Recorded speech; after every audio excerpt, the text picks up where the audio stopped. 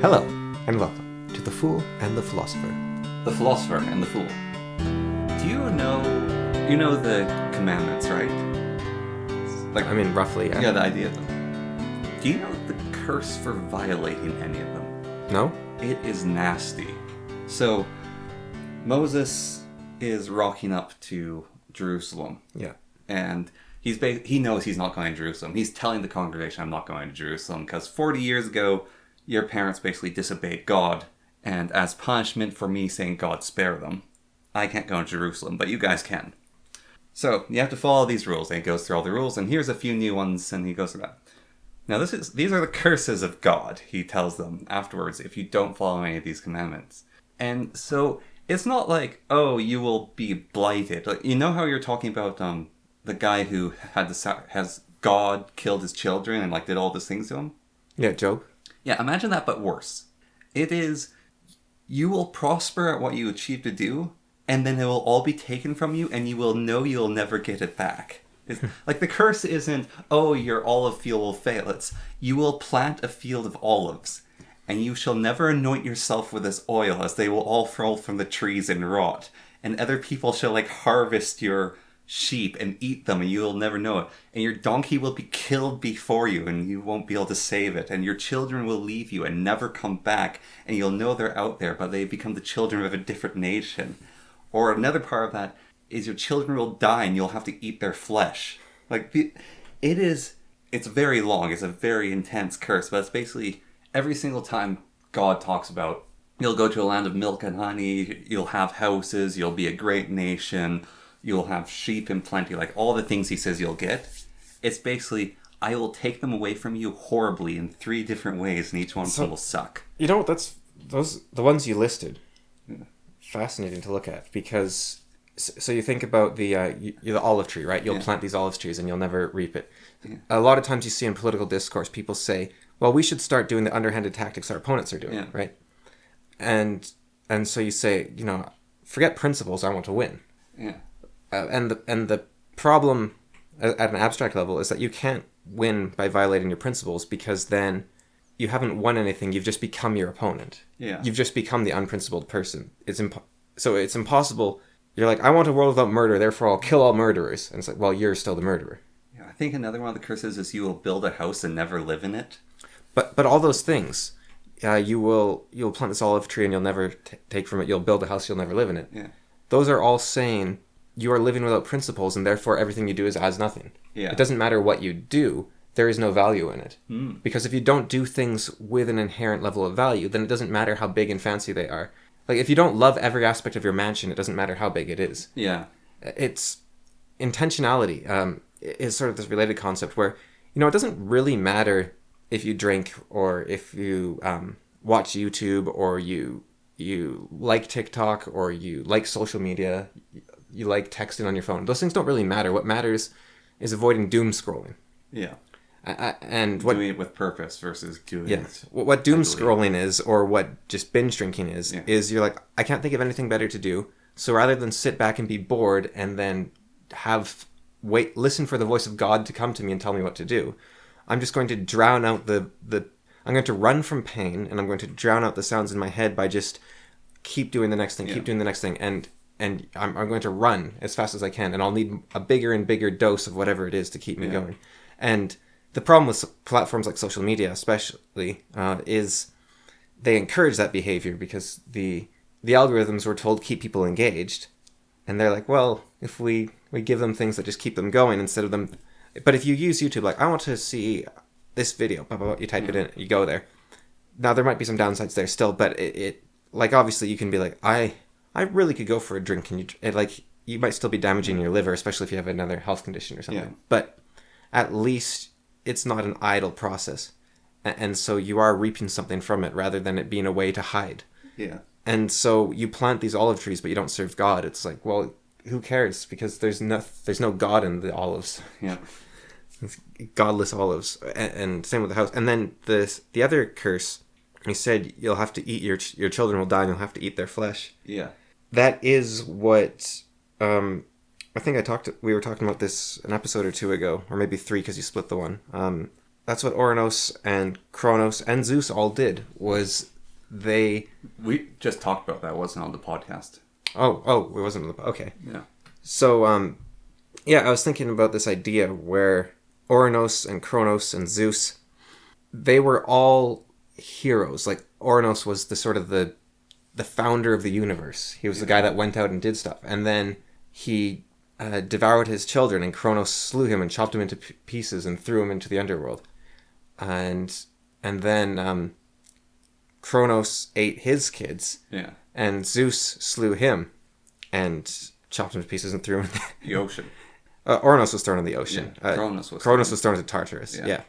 And then Zeus ate Artemis and had his head split open, and she sprung free from his head.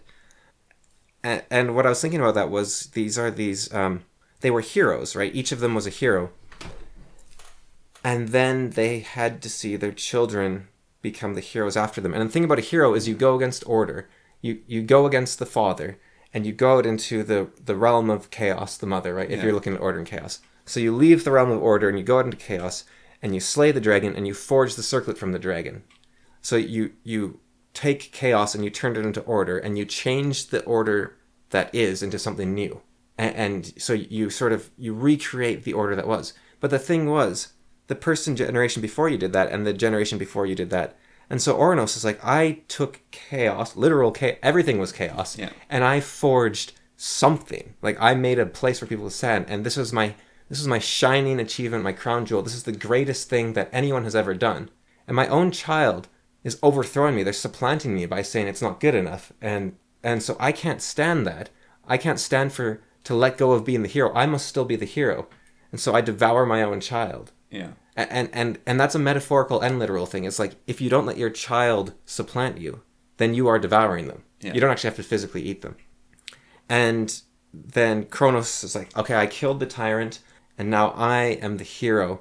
And so I broke the I don't know, the chains of the tyrannical father, and I am the ever powerful, the ever renewing, evergreen hero. Yeah. But my son will be greater than me, and that can't be. So I devour him. And Zeus is like, my daughter is the wisest person ever. Like, you know, they're not thinking that because they haven't become that yet. But just the potential to say. So I think this is relevant to us because we're relatively young, right? Like, we're not young, but we're relatively young, whereby we don't have children of our own. And so we are the ones pushing against chaos, and we are the ones changing the world. We are the ones saying, I am fighting back against like the boomers and their excess, and they're destroying everything, let's say, if you want to look at it that way, right? You see it everywhere. People are like, the boomers, they're the richest generation ever in humanity, and they call every other generation lazy or whatever. And they were the ones that were like, we're the rebels, but what they rebelled against was stability, and they destroyed it and left nothing to the future generations. And now you see like the bands like the Rage Against the Machine and I don't know, all these punk bands and these rock bands. They're all government stooges now in a way. They're like, go along with the party line. I support this candidate. They were all just LARPing when they were rebels. Basically, it was just a stage where they were, you know, like we see now with someone that's basically my age, I think maybe a little bit older, but iDubbbz. He didn't actually believe in creative destruction. He was just LARPing, and now he has trolls remorse, they're calling it, which I think is a great term. And he's become the devouring.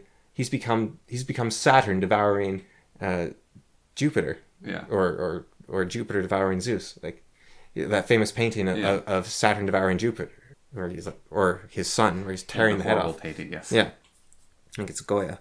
And that's what he's become. You pull up the ladder behind you. Yeah.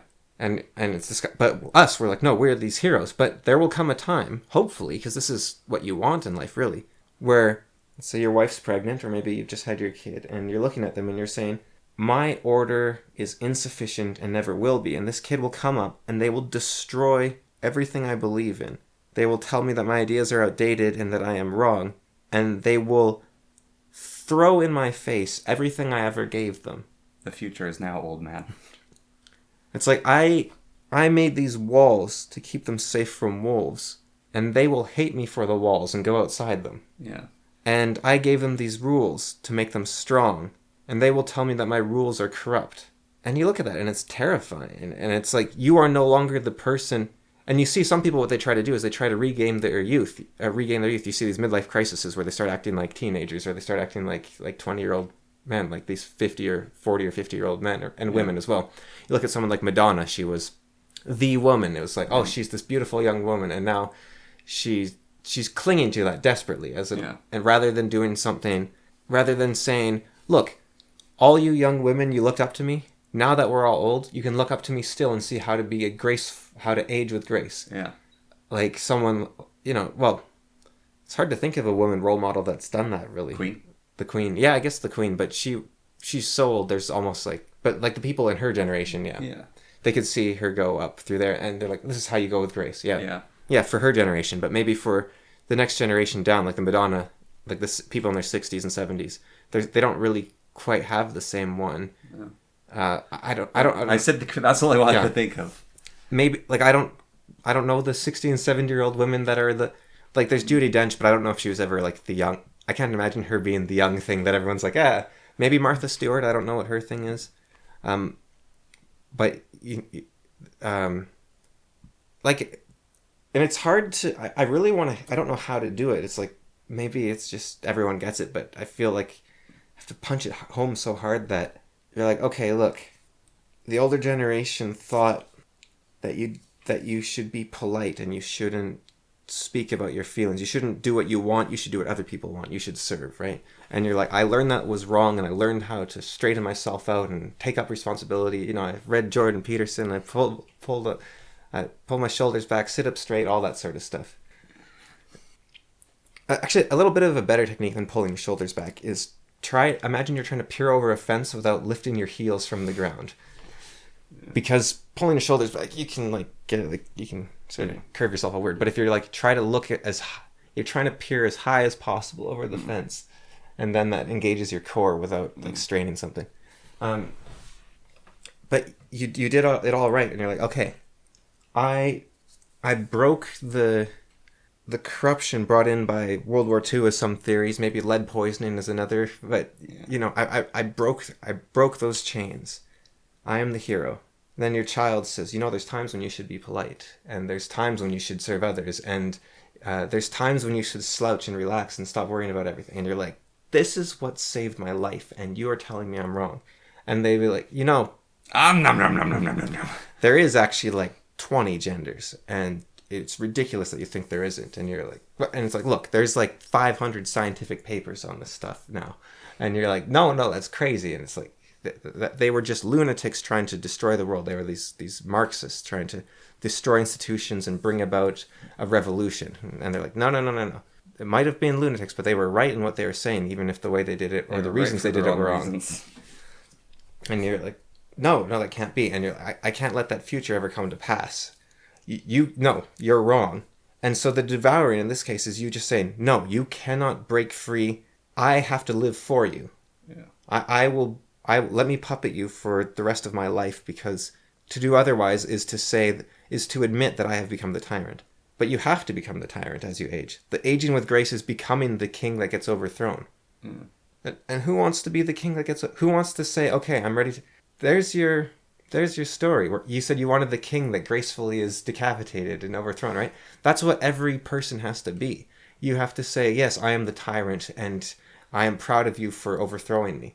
Mm.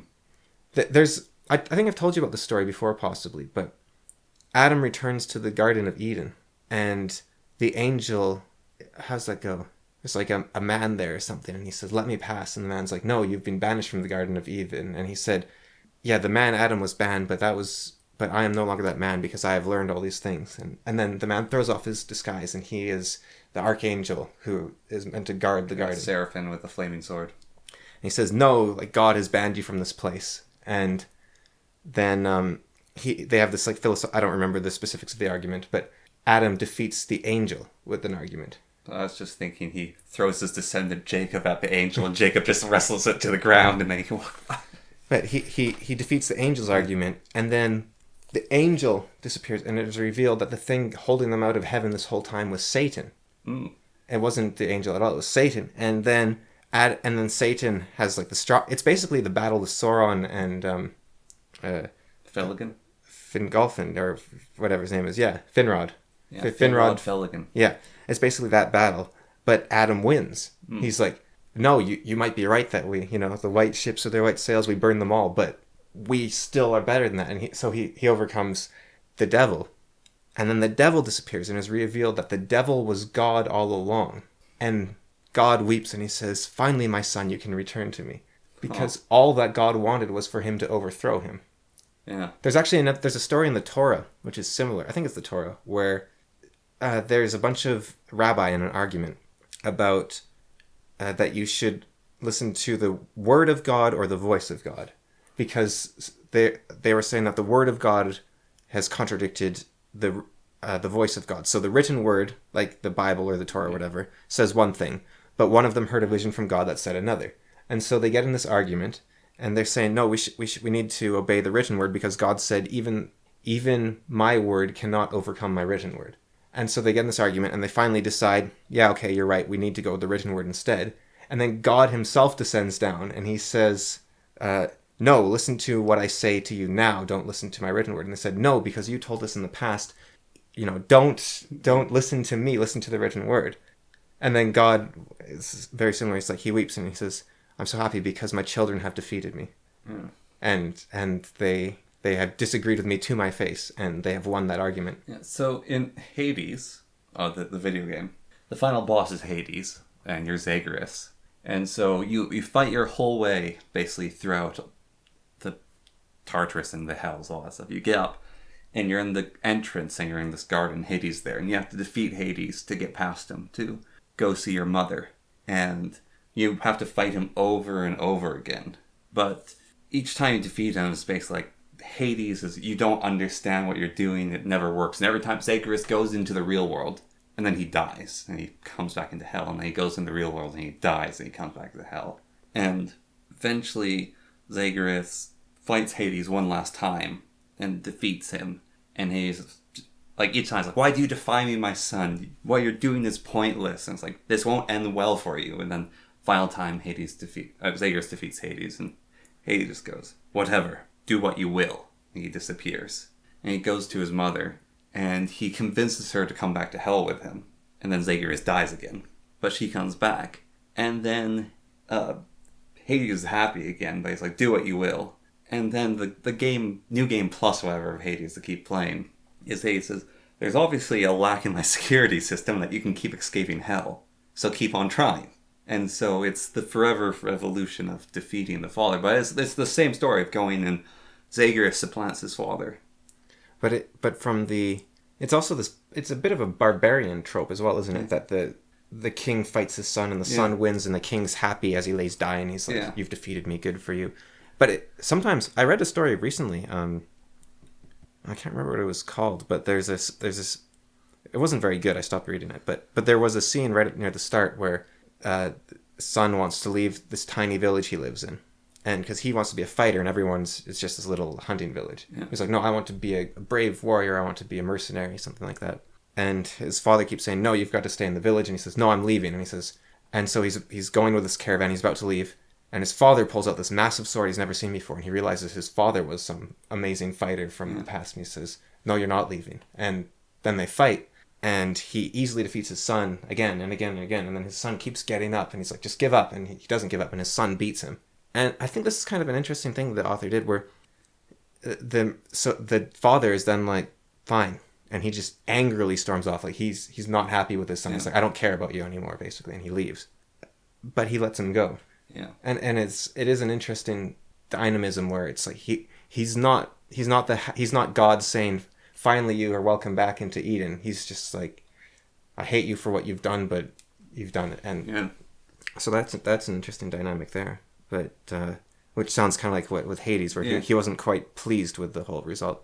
Yeah, I think it's weird with, like, if you're an ancient Greek person and you transported to today and you played Hades, and you'd be like, what have you done to mythology, right? It'd be like if someone made a Jesus video game where it's like a roguelike centered on the fact that Jesus comes back to life. It's like, no, this was a very significant moment. This wasn't just his everyday. This was because Zagreus is basically Jesus, right? And like he came back to life once, but well, the idea in Hades of the video game, massive spoilers. I mean, I already spoiled it, but even more spoilers is why Zagreus keeps dying whenever he leaves Hades. Is he was stillborn, so he was born and then he died, and so Hades is the ruler of hell, and his child goes to hell. Right. And so Hades basically makes it so he can keep on Adrian in hell. Right. Hades is the one keeping him alive, and that's the thing, right? Yeah. That's a great thing as well. It's where so Zagreus, whenever he leaves hell, he's a ghost walking around, so he'll die. So Zagreus is the hero of the story. Yeah. But he's kind of a selfish jerk because he's not even acknowledging the fact that his father literally gives him life. Yeah. His father's the thing keeping him alive, right? But that also drove away his mother because she couldn't deal with her son being dead, so she fled hell. And so it's like Hades sacrificed everything for his son, his wife and everything. And his son is like, no, I just want to leave, even though this is the only thing keeping me alive. But the thing is, Zagreus is the hero of the story for a good reason. Yeah. Because he does need to supplant his father. He does need to leave. Yeah. And you're like, well, that's ungrateful. And it's like, yeah, the hero is ungrateful. And that's why he gets devoured by his father. Actually, in some of the times when you kill him, he's like, you ungrateful little, and then he disappears. But the hero is only ungrateful from the perspective of the tyrant. Yeah. But all people become a tyrant once they are right. Yeah. Because you're not just you don't just have arbitrary rules, right? You're right for a reason. Like Hades is keeping him alive. He sustains his life. He's right for a reason. But he's still a tyrant, and Zagreus still needs to struggle against the tyrant and find something new. Yeah. He still needs to find the new solution. Even if, that maybe that new solution is bringing his mother back, or maybe that solution is finding a way to overcome it or take Hades' power for himself, or whatever it might be. Maybe it's just the struggle is enough and it's this endless tragedy, and the best he can do is struggle against it, even if there is no way out.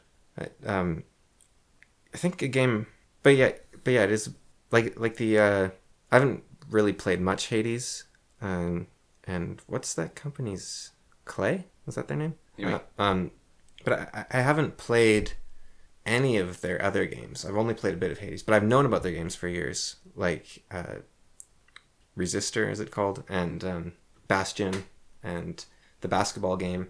And I've always been interested in their games, but I don't like how story heavy they are. But they are always very well written. Like you look at, I love the start of Bastion where the whole game is narrated. Yeah.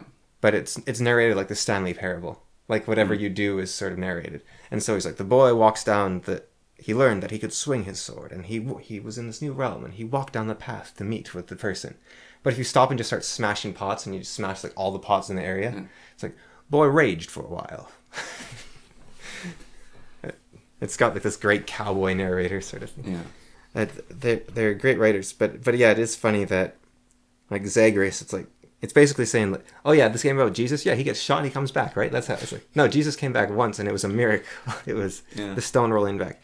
But I don't know, Easter's every year. It's kind of interesting. Well, when I pointed out to you that Amaterasu parallel to the Jesus story. Yeah, except she just was like, I don't want to come up. Yeah. Well, it's Jesus representatively is the son. He is, and well, this whole resurrection and death is very similar to who I believe does die every year. Yeah, and the Irish also have a god called Who Lucky Charms or something, and he's very similar. I thought the god of light had a different name. The Irish, he's the father.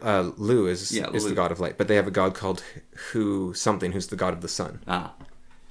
And Lugan, that's Lu. And he's an old god. He's not. But when I'm talking about the Irish, I guess I need to be specific. He's an ancient traditional god. He's one of the oldest gods in their history. Yeah. But he's not like Balor or something. He's just a god, and he's probably if you look back at all of them, you have like Ra, right? Who's Amun Ra. Now Ra is really interesting because he's the god of the sun. And yet the Kronos equivalent is Osiris. Yeah. But wasn't it that Ra's basically kingdoms stagnated, and like their stagnation their mythology reflects the history of Egypt. Like Egypt stagnated, and then a new ruler basically came and changed it, and that's Oranos, and then Osiris, yeah, Osiris, and then his evil uncle killed him, and so there's like a huge period of turmoil in Egypt. And then Horus comes. Yeah, and then the sun returned and freed it, and that's like the history of Egypt at one period of the old kingdom. But the interesting thing about the Egyptians is, but Amun-Ra was still he's the institute of Egypt. Yeah, like Ra never leaves, and Ra is more powerful than all the other gods combined. Yeah, and yet stronger than the snake. That's Apep, I believe, right? Yeah. I don't know if they're a god exactly. They're more like the force of chaos that he wrestled against in order to bring reality into being. Because he set the lion to keep fighting it when he got bored of fighting the snake. Or when he set the cat. Well, he set the lion, and the lion was too violent, and so he set the cat. Yeah, I'm not sure about the cat or not, because, like, I know he set the lion to fight the snake. Yeah. But the only Bastet, or whatever her name is, was Rick Riordan's Pyramid of the Gods, or whatever it's called, where Bast talks about how she replaced the lion, and I was never sure if that was part of the mythology or if that was Rick Riordan. Was him throwing something in. He's usually pretty good. Like, he gets the major things. He misses a lot of the smaller stuff. Well, I'm not saying he was wrong. I'm just curious if he, like, for artistic reasons, he's like, I'd rather Bastet be the one fighting it for whatever reason. Yeah. But because I don't the know nearly lion, as much about Egyptian mythology. The lion was very violent. Like, a part of her mythology is when she was first created for sand, like, she turned Egypt red because she killed all his people. Well, that's the thing about Ra that's interesting as well, is he never did anything himself. He always sent people to do it. Yeah, like when he wanted to eradicate humanity, he got that one god to, I think it might have been the lion, to kill all humans. And then, like, she brought fire onto the world and just started killing everyone. And he was so horrified, he wept, and except, well, there's different stories. I think he like wept and it put out the fire, but I think there's another where he got to like the god of beer and said, just flood the land with beer and put out the fire. But so in all these myths, it's typically like the main character is Oranos, and then Kronos, and then Zeus, and then Hercules, right? Yeah. But in the Egyptian one, it's like Ra is the creator, but he's not the main character. The main character is Osiris. Then Osiris dies, and Horus is the main character. But the thing is, Horus isn't the god of wisdom. Thoth is. And Thoth is the one that helps him, and Thoth is like this wise mentor god. Yeah, well, I wonder if it's regional, because you say that, however, with... there's the main character god, but so Odin isn't the main character of Ragnarok, the Chronicles of Ragnarok. It's Thor, Loki, and the other son. Tyr, and the one-handed god as well. Tyr is the one-handed god. Yeah. Tyr and the immortal. Balder? Yeah, Balder. Yeah. Those are the main characters of it, but Odin is the linchpin, the old man who's figuring everything out for them and doing a whole bunch of stuff. And then with the Celtic mythology, Lugan or Lu and the heroes that are their children. But even if we all go further back to the actual stories, like not the myths of the heroes, but the stories of the gods, all the other gods are doing their stuff. And then the Daedon or the Daedon. The Dagda. Dagda, yeah. The Dagda's just kind of there. But he is the ultimate authority. And that's what his club is the club of authority. The second thing about Ra, so... I just wonder if everything basically comes from Ra. Well, you see these people that... So, Oranos died, and he was chopped into pieces and thrown in the ocean. And, like, his blood became the giants, and his testicles became Aphrodite or something. But... So he was reborn in a sense, like Ymir was in Norse mythology, the giant that created the world when he died. Yeah. But he's done. Like, he was the tyrant that needed to be overthrown. And then you look at Kronos, and he's the tyrant that needs to be overthrown. And he's in Tartarus, and he's bound for the end of days. And then you look at Zeus, and he's the king of the gods. He's there. But the stories about his children, like Theseus and Perseus, and well, Theseus is sort of not exactly his son, but... Perseus, Hercules, those guys. It's about them. and Zeus is sort of done, right? Yeah. But the thing about Ra is he's a multi-aspected god, and because he's the god of the sun, he goes into the underworld. Yeah. And he becomes a mummy, and then he rises and he's a dung beetle and a phoenix, and he's constantly reborn. And Osiris as well, in a way. He was the god of the skies, and then he was put back together and became the god of the underworld. Yeah. So he came back in a different, and you could say the god of the underworld, that's like your library of wisdom of the ancients. Yeah. It's like, remember who the king was, but the king is always the sky. Well, one of the other weird things you said, Horus, is so he's not the god of wisdom. But he sacrificed to Eye. Yeah, and he is wise. Yeah. And he gave his eye to his father. Yeah. And that was him integrating the wisdom of his father in himself, in a sense, as well. That was him taking what he could from his father and making that part of himself. And you say it's not about Odin, right? But I think you could do a really interesting thing. A chronology of mythology. But not an actual chronology. But where you say the reason Odin is a background character, except in the stories where he wanders Europe and founds all the kingdoms, basically. Well, I'd say he's a background. He does a lot of stuff, but he's the shaper and mover.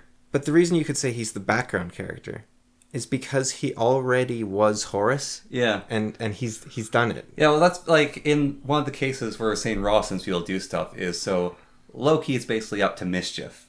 And Odin sends Thor to kill Loki. And then Loki tricks Thor into not killing him.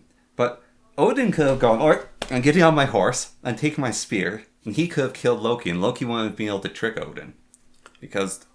And also, Odin's as powerful as Thor. But it's Thor's job to go deal with Loki. But can anyone actually beat Loki? Like, he's perfect knowledge of the future. You think that would be pretty useful? He was beaten. He was terrified of Thor. Yeah. And Thor, in that interaction I'm talking about, Loki's there, and Thor says, do this or I'll smash you with my hammer. He's like, no. And then he weasels his way through a bunch of things. So Thor goes off, finds out he's been tricked, comes back to Loki and says, do this or I'll smash you with my hammer. And then Loki tricks him again, and so it just sort of continues. Odin as well is really interesting because he's got more names than any god out there.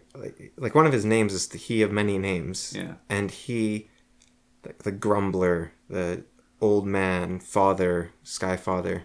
Wanderer. And he, of almost any mythological character. Well, I can think of a few actually, like Quetzalcoatl and Viracocha and Dionysus and Orpheus. But I'm pretty sure Odin was a real person at some point in some capacity. Because he seems so mortal in a lot of ways. Like, he wanders the earth. He doesn't fly. He doesn't teleport around. Yeah, well, he got his horse much later in his story. He's not all-knowing. He has ravens that scout for him and can report from anywhere.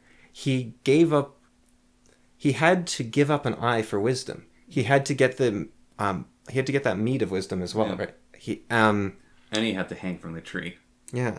He had to do the three things. He had to give up his eye, hang from the tree, and drink from the meat, something like that.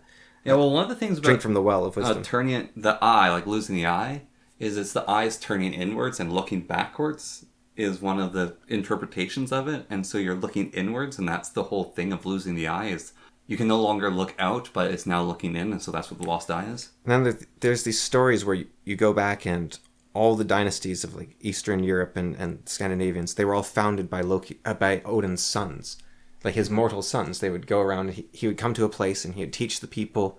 So he'd wander out into the world and he'd teach the people new things. And then he'd leave one of his sons to leave them. So he's the Quetzalcoatl of Europe. Yeah. And, you look at like Viracocha and Quetzalcoatl, right? Yeah. Old men with white skin and long beards. Yeah. And it's weird that, the Inca and the Mayans who have like, clean-shaven faces, brownish skin. Well, that's the whole thing of the god showing up of the Spanish. Of there's these bearded guys came to the shores. Like Quetzalcoatl's come back with his people. Yeah, he's come back to overthrow the smoking mirror. Yeah. And I mean, in some ways he kind of did. He destroyed the Aztecs. Yeah. Well, that was the thing. They were like, this is the prophecy, and now it's coming true. Yeah. There's a reason that the Tlaxca people, I assume, I don't know this, like I haven't read any first-hand accounts, but in the war in the Philippines, the Tlaxca people were there. Like the Spanish are like, yo, come with us across the ocean to this place you've never heard of and help us fight. And they're like, heck yeah, Quetzalcoatl. Like, you got rid of the Aztecs. We're on board here. The whole dying in mass from disease, that was not the Spaniards trying to like the Spaniards did awful things. Yeah. But they were allies against the evil empire, and they were like, wow, you're saviors, you're amazing. It was the prophecy. So, I mean, there's theories that Atlantis is like near the Canary Islands or the Azores, I think they're called. And the Spanish own them. So, and if you think that Odin and Viracocha and even the old man's such even Merlin's an old man with a beard. What's bizarre is Merlin and Math and Merlin and Math. But what's bizarre is Merlin is the keeper of Excalibur. He might have made Excalibur, or he got it from the Wayland Smith. By the way, Merlin doesn't give the sword to Arthur's father. What's his name? Uther. Yeah, he doesn't give the sword to Uther, and he gives it to Arthur. And the old man gives the sword to the boy who rules. And Arthur was like the least of his brothers or something in some stories. And it's much newer mythology than, well, maybe it's much newer. I mean, age-wise, how far back it's much newer mythology. But still, there's this old man with a white beard who founds the kingdom of Brittany. Now, Orpheus is interesting because Orpheus, I think, means the Dark One, something like that. And, which I suppose could have referred to his hair. But even if it wasn't his skin and it's just talking about his hair, he's still not an old man with white hair. He's like this young, beautiful, talented guy that all the women love, and he has got the most beautiful music, and he knows everything. So he's very different from the others. And that's kind of interesting on its own. Yeah. Well, listening to the Bioselect, we started with those sins of God. A lot of the rules of the and that's what I was getting to actually with the you will be forced to eat the flesh of your children. If you're not obeying the laws of God, you're not letting yourself become the overthrown tyrant. Yeah. If you follow his there's some pretty good stuff in there, and you can see why these are the foundational rules that our society is based on. Like the West, we've followed these rules, and that's why it's moral to us. So, one of them is you won't sleep with your mother. Like that's one of his rules, and it's like she belongs to your father, and you won't sleep with your half sister. That's another one that gets you in trouble. You won't sleep with animals because that breaks his covenant. That's an abomination. But all three of those, right? Yeah. Jesus overrode with his love each other rule. I don't think he overrode them. He says if you have to follow any one commandment, follow this one.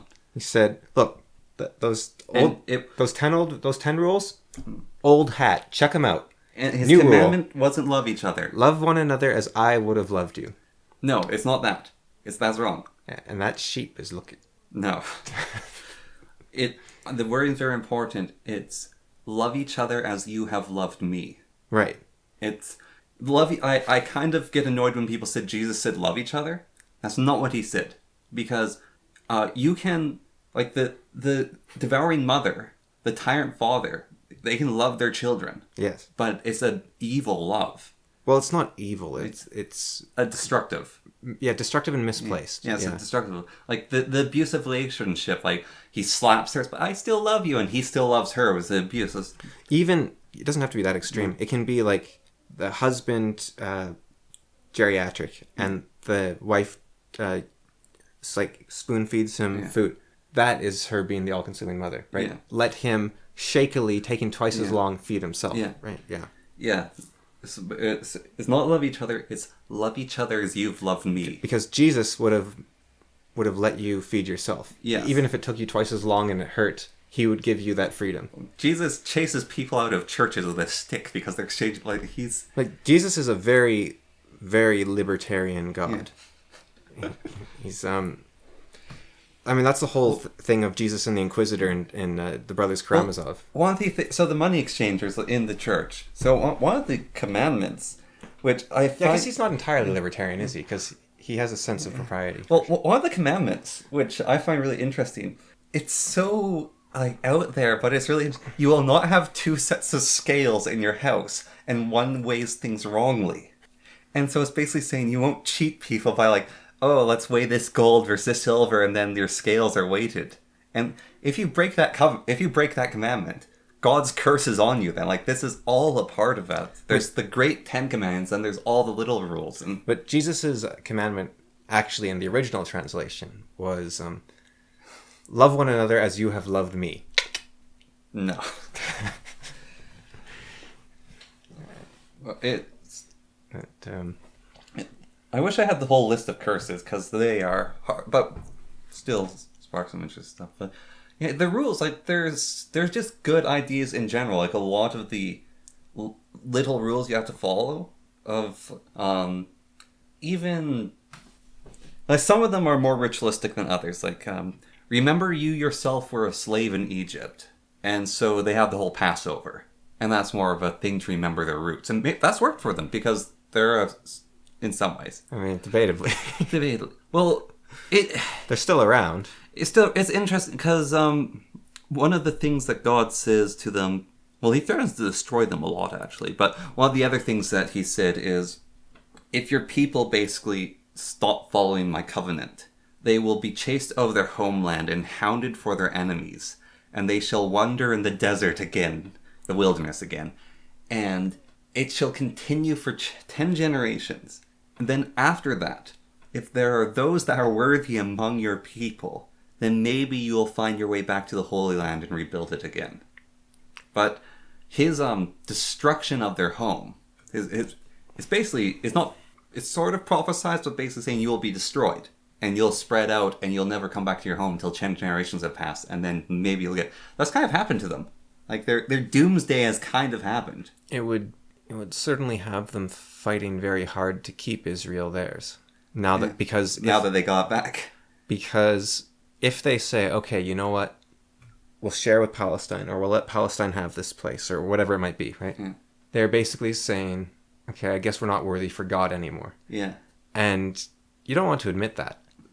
So that's very much like they will never give in, even if they're incorrect, even if God says they're incorrect, because, well, hopefully they would, but if God said they were incorrect, by leaving, they would be admitting that he did say that. Yeah. And that they had been doing something wrong by their faith. But have you looked at, like, Jewish holidays, like Hanukkah and Yom Kippur or whatever, and all these things? I can't remember what it's called. No, I haven't really. They're all, like, the time we survived that massacre. Like Hanukkah, I think it was, they were under siege from the Muslims or something, and they had lost, like, everything. Like, you know, you're down to the eating your shoes and candles type thing. Yeah. And, like, we have no light for this holiday or whatever. But then some miracle happened, and they were able to burn 7 candles, and yeah, it was something like that. Well, so one of the really bizarre things. So I'm currently in Deuteronomy in the Bible.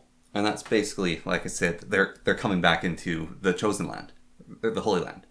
So there's the Jebusites and the, there's all the different people. There's the 7 other tribes. The Philistines and the Canaanites. And the Canaanites, the Perizzites, the Ammonites. Yeah. So there's this huge group of people. And so one of the things about it being a land of milk and honey, right? So they're told, go into this land and kill everyone there.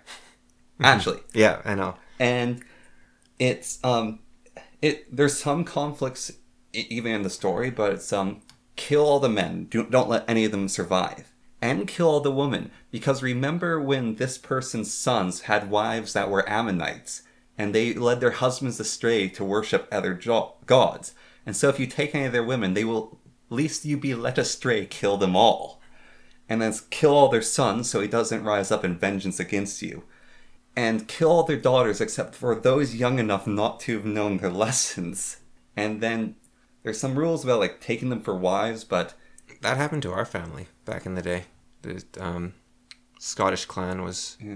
The McLennans, yeah. Was wiped out, everyone, man, woman, child, except they saved one of the little children. Yeah. Because he wouldn't remember, but they were worried that he would still take revenge. So they crippled him, they broke his spine, and they left him in a box, basically. Yeah. And then they forced him into the priesthood. Yeah. And he became a monk. And he has thousands of descendants. Yes. Kind of a terrible monk. Yeah. So they had that thing with like the daughters, but not only that, they went into lands. So after they kill all these people, it's God, I have prepared a land for you.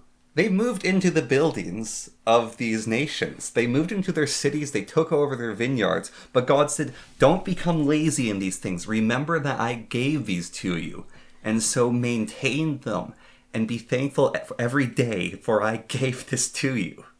But one of the other terrifying things is, one of the reasons why they didn't initially go into the land is they saw the Nephilim and the giants. And so it was, all the tribes basically sent scouts, and the scouts came back and said, we're screwed. Except two of them. Two of them didn't say we're screwed. And so God cursed all the families, but those two that didn't say they're screwed. And that's why they had to wander for 40 years. Well, Moses intervened. Anyways, but it's like, know that I go before you, and even if their enemies are greater, because the numbers of each one of these tribes was actually greater than the people of Israel at that time. Like, they had bigger armies according to the Bible, and they had stronger forces. But I am here with you, and I shall send the wasp upon them. And he's like, I'll cause them discomfort. If they raise their hand, their sword shall not fall where it would strike. I shall drive them out with sickness and disease, and a rash shall be upon them. Is Deuteronomy the one with all the like military tactics? Like they're in the canyon and they surround it and they start shooting into the canyon? That hasn't happened yet, but okay. Because I'm at the point, they still haven't gone over. They're basically preparing for war and talking about all the law. Moses is basically standing at the river going, all right, everyone, here's the plan. Remember to follow these rules. Blech. Yeah. And although he actually doesn't blame, Moses lives on for quite a while. It's interesting. Moses sends them across the Jordan, I think it was, into the land. But God said to Moses, you'll never see the promised land, but the land here beyond the Jordan, I give to you, and you shall live here in happiness for many years. So Moses actually did get a reward. It's just he was punished by God saying, no, you can't go because you saved these people. That's your punishment. And the same with Moses' brother. He died before he got to see the promised land as well. And he was the first priest. Like the king of Egypt? No, it's weird. So, you know how the story says Moses did all these miracles? So when God first started talking to Moses basically said, God, I'm kind of a bumbling oaf. I'm not really good with words. I don't have this very good presence. I don't think I can do this. And God says, don't worry, I'll speak through you. You just have to open your mouth, say the words, and we'll do it. And I was like, no, I'm really shy. I don't think I can do this, God. But my brother, he's a really good speaker. So God said, all right, bring your brother here. And I shall tell you what to tell your brother. And then your brother will speak to the people. And so in Moses' battle with Pharaoh, with all the magic battles going on, is basically Pharaoh had his magicians do the thing. Then Moses would go pss, pss, pss, pss, into his brother's ear. And his brother would like raise up a staff and the miracle would happen. And so like a lot of the stuff was Moses and his brother. And why are like, I don't know, God was really uncreative with the powers he gave Moses, right? Like he took the second edition D&D book and he's just like, all right, Moses has these powers. Moses is a level 2 cleric. The parting of the sea, it looks cool in concept where it's like this channel through the water and they walk through it. But the actual description is a lot different. So they end up at the sea and they're being chased by the armies of Egypt. Wind, right? No, well, kind of. They're being chased by the armies of Egypt. And the Israelites basically go, oh no, God is forsaking us again. Why did we ever leave Egypt and stop being slaves? Let us go back. At least we could live there. That's the whole story, is that they're just going, oh no, we should go back to being slaves. It's actually them being forged out of the mindset of being slaves. That's what that whole thing is. And Moses and his brother fall on their faces and they ask God for help. And God says, think I'd abandon you now, suckers? I've got a plan. Walk across the ocean. And it's like, we can. So there's an ocean ways. Don't worry. I've got a sword. Ocean. Basically a land bridge appears because the tides go down. And so they start going across it. And they're running along, but they're getting chased by chariots and this massive army. And the people are basically begging God's like, close up behind us so they cannot follow. And God's like, nope, keep running. I got a plan. And this giant pillar of cloud is what they're following in the day. A giant pillar of fire. And the clouds basically says Moses, nope, keep going, keep going. So they keep on running. And the Egyptian armies almost catch up with them. And then the ocean rises back up again and catches all of them and kills the armies of Egypt. And God says, there, that's what happens to anyone who tries to hurt my people. Let this be known. And so the armies of Egypt got wiped out by this whole event.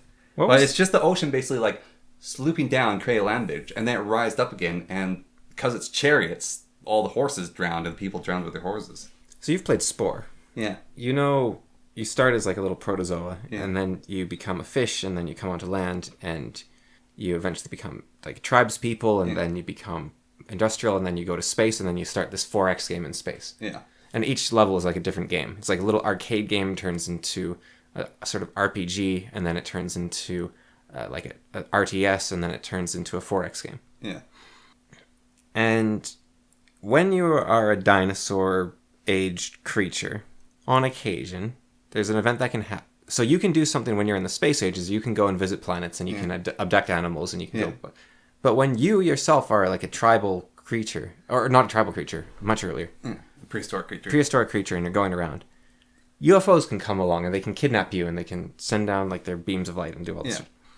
So if there was like a UFO sending down this pillar of light, right, and then... Yeah. No, it's like talked about this. Yeah, it's like burning the ground beneath it, and so there's this pillar of smoke. Well, even when the line where God's saying, "I'll help you, I'll send the wasp," I was basically imagining the wasp is this attack ship. So it's like basically the armies of Israel are marching along, and like there's a wasp fighter ship, and it's just going like, pew pew pew pew pew, shooting its lasers at the enemy. You know what's funny? You're talking about how the Israelites, they keep complaining and saying, "Oh no, no." That's one of the main reasons I didn't like going to church, was how all the characters are so one-dimensional. They've got this very... And what I didn't realize, I guess, it's a ritualization. It's like an oral tradition ritualization of saying... You could imagine it being call and response, right? You have the rabbi telling the story, and then the crowd is like, "Oh no, what shall we do?" And the rabbi's like, "Well, this happens." And what's going on is actually saying... Doubt will enter your heart, and of course you'll have doubts, but God will always be there, and that's the lesson that's trying to get. But I don't know, it's a bit ham-fisted maybe, but and not all the stories are like that. Like, well, in the story of after Exodus, Numbers. So in Numbers, like they were slaves, like they are a broken people. Exodus, they're just fleeing because Moses basically convinces Pharaoh that it's not worth the trouble to have these people here. Why are you saying Pharaoh instead of the Pharaoh? Because he's called Pharaoh. It's not the Pharaoh. His name is Pharaoh in the Bible. That's the story. It's Pharaoh did this, Pharaoh did that. It's funny how the Bible does that. It takes like Ammon or Elagabal, sorry. Yeah.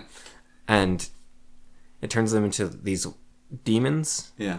Because it kind of strips away, like, this is a thing worshipped by a god, or this is a god worshipped by a people, and like Kurosh the Great as well. Yeah, they're like, oh yeah, there's Cyrus, this king, and so it's like not the Pharaoh, not Rameses II, but just Pharaoh. Yeah, that's because you lose a little bit each time until it becomes that is the character. Like Ammon is one of the, but Ammon is like the Egyptian god of the sun. Yeah. Ammon-Ra. So the Pharaoh, I'm just going... Yeah, no, I was just curious, like, if that is a thing that... Like, they just call him Pharaoh, yes. People are just getting it worse and worse in Egypt. And so, let my people go, that whole thing. And it's not worthwhile to keep them anymore, so he lets them go.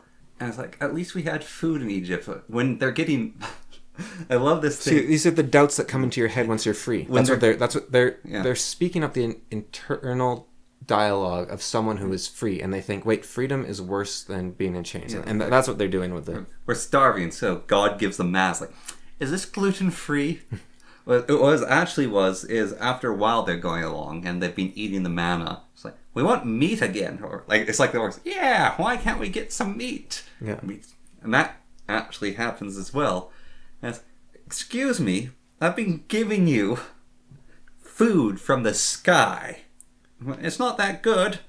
Oh, so you'd rather go back into bondage? Yeah, we gotta eat meat while we're in bondage. Well, how about this, though?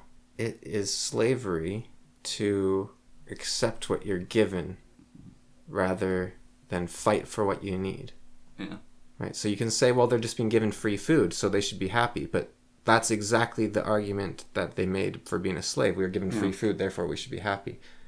But they don't want to be slaves. And so I think they should argue with God that, hey, we want meat. And no, we can complain. Because, or complain is maybe the wrong word. I think they should be, they should be grateful for what God is giving them. But that doesn't mean they can ask for more. And that doesn't mean they shouldn't be allowed to strike out on their own and say, I will find my way, because you are providing for me, but you're not providing for me what I need. Yeah. No, I think the final parts of Deuteronomy, but just they had to wander for 40 years. And one of the things I even said is, you are the children of the people who came out of Egypt now, and some of you won't even remember the sins that your parents did that caused you to wander for 40 years. And that is by design. So basically all the slaves had to die out so the people could be a great nation that was actually capable of fighting all those other tribes. Yeah. What did you think of the part where, they're all going through the desert, worshiping God? Moses is called to the top of the mountain. Yeah. She's like, okay, they're back 10 seconds. He goes up to the top of the mountain, talks to God for a minute, comes back down, and they've started a cult. Yeah. Yeah, well, I was gone for 5 minutes. It's funny. So I remember there's this comic which is Moses, and he's holding 3 stone tablets.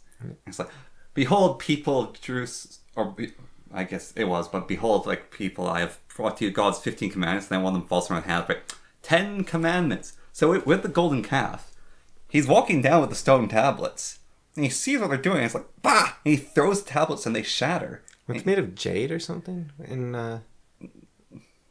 Know what they're made, but I guess jade's a stone. Yeah. New ones have to be made after that, because the original ones that came down were broken when he saw the calf. And what's weird, it's the molten calf, right? Guess how he destroys the molten calf? Molten? Yeah, it's the molten calf, the golden calf. It was a flaming calf of gold. Right. Guess how he gets rid of it? He burns it? Yep. He burned it with fire and destroyed everything of it, and it turned to ash. And then what was... he had Okay, I'd like to just... Canaanite history, okay? Yeah. You are but a humble people living next to the desert. And then, one day, an army comes marching towards you, right? Yeah. In front of it is a pillar of darkness, and they bear banners of a giant serpent, and they're marching towards... And then they come and exterminate all your people. Well, who are the bad guys in this story? What's more, actually, I don't know if it was the Canaanites did it, but one of the groups of people that they saw the armies of Jerusalem showing up, right? And there's this prophet priest guy who lives in the mountains. And anyone he blesses has good fortune. And so the kings are like, okay, there's this massive army coming. Go to the prophet, ask for his blessing. Tell him to come here, we will reward him, we will make him a lord among us, we'll give him tons of money, he'll want for nothing. Just get him to bless us. And so the people go over there, and they show up to this priest, or this prophet. It's like, can we get some blessings, come to our capital? So, no, go away. And so they send even greater princes to show up. The greater princes are there, oh, come on, come with us. And no. And then God comes to him and says, actually, you know what? Go with him.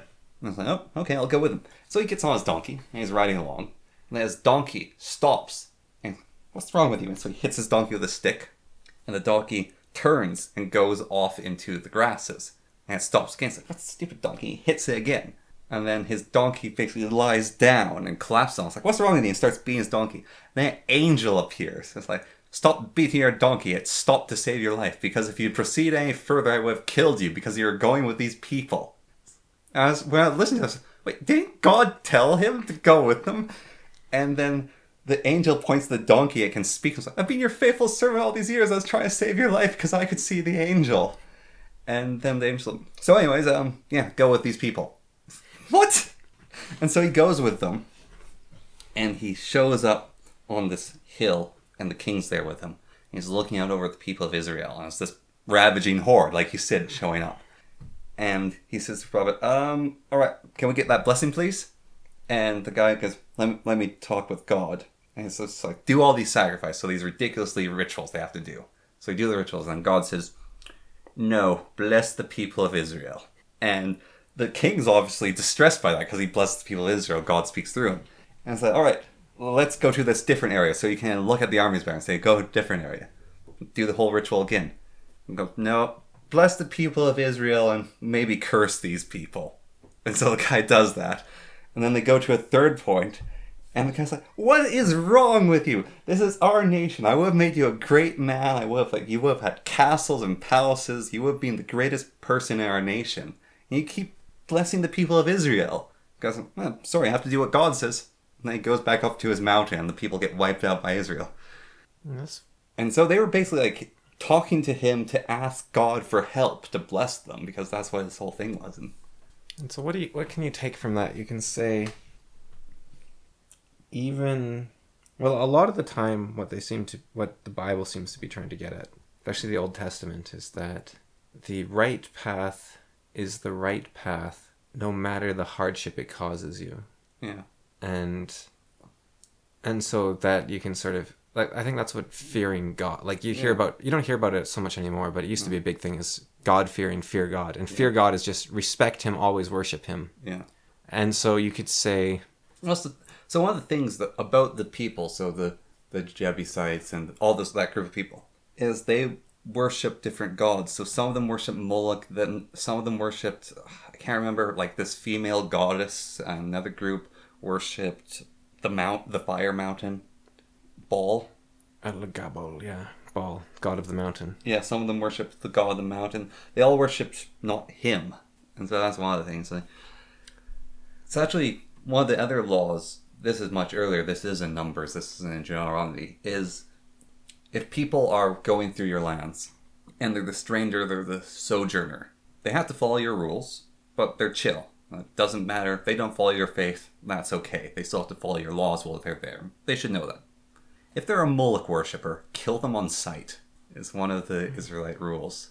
Well, they have that, I always forget its name, but it's the list of things whose existence cannot be tolerated. Yeah. And there's entire nation people. Well, probably the Jebusites are on that list. There's entire groups of people that are on there. And the Canaanites. And you gotta feel bad for the Canaanites. Yeah, I think there's some theories that the Canaanites were the Phoenicians, and so they would actually still be around. Well, not nowadays, but they wouldn't have been annihilated by they would have been able to escape the Jews, I guess. They were driven out. The theory. And the Jews originally owned Israel, right? The Canaanites moved in on their turf later, I think. No, it was basically, there's a whole bunch of different clans there. So when they went into that land, there's a huge group of people, and they were told, leave alone this one group of people, and they were Jacob's brother. So they left alone the people of Jacob's brother, and they left alone the sons of Lot, or the lands of the daughters of Lot, or whatever. Sons/daughters of...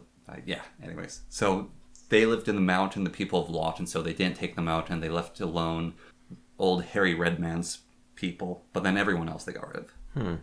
But, I mean, before that, before the Jews were slaves in Egypt, they were in Israel originally, I think, right? Yeah, so they were in Israel, and then they went to Egypt to survive a horrible famine, and that's when they became slaves. And I think there's a big gap in the Bible, right? Like, the end of the Old Testament, beginning of the New Testament, I think they kind of skip over the rise of Rome, as far as I'm aware. Maybe. Because the Romans conquered them eventually. But I don't think that happens in the Old Testament. Well, the Old Testament's over pretty quick. Like, the Old Testament's over once you get to Exodus. Right. So, that's a massive gap. That's like the founding of Israel all the way over. Well, actually, no. Jacob founded Israel. And was he before or after Moses? Before. He's like Moses' great-great-great-great-grandson? Or grandfather, sorry. Yeah. So Israel was around for a long time before, but then the Egyptians came in and conquered them, and then... No, the Egyptians didn't conquer them. They went into Egypt and got conquered. So... Why'd they leave? So there's a famine, right. And Jacob's favorite son was sold into slavery into Egypt, and then he basically, through the help of God, became the Joseph, chief. Right? Maybe, I don't know. The Technicolor Dreamcoat dude. Yeah. Yeah. He became the top advisor of the pharaoh at the time. His brothers sold him into slavery. Yeah, his brothers did. And so then he basically had the Egyptians prepare for the famine was coming because it was like 4 seasons of really good stuff going on, and then it's going to be 12 seasons of famine. And so this famine started, and Jacob sent his sons into Egypt because the Egyptians weren't starving as much. And so then this Joseph basically tells them all right, come into Egypt because I have the ear of the king. I am the top advisor. And so they all come into Egypt, and they're living in Egypt quite well. And then Joseph dies, and they're still quite well, and they're very respected. They're good craftsmen. They work hard. Everything they turn their hand to just comes up gold. And then the old Pharaoh dies, and the new one shows up, and he's going, these people are doing really well, and they're having kids like crazy. They're going to replace Egypt. My people can't compete with them anymore. So we're going to beat them down, put them into bondage. That didn't work. So every male child is going to be killed, and their daughters have to marry Egyptians, so we're going to wipe them out.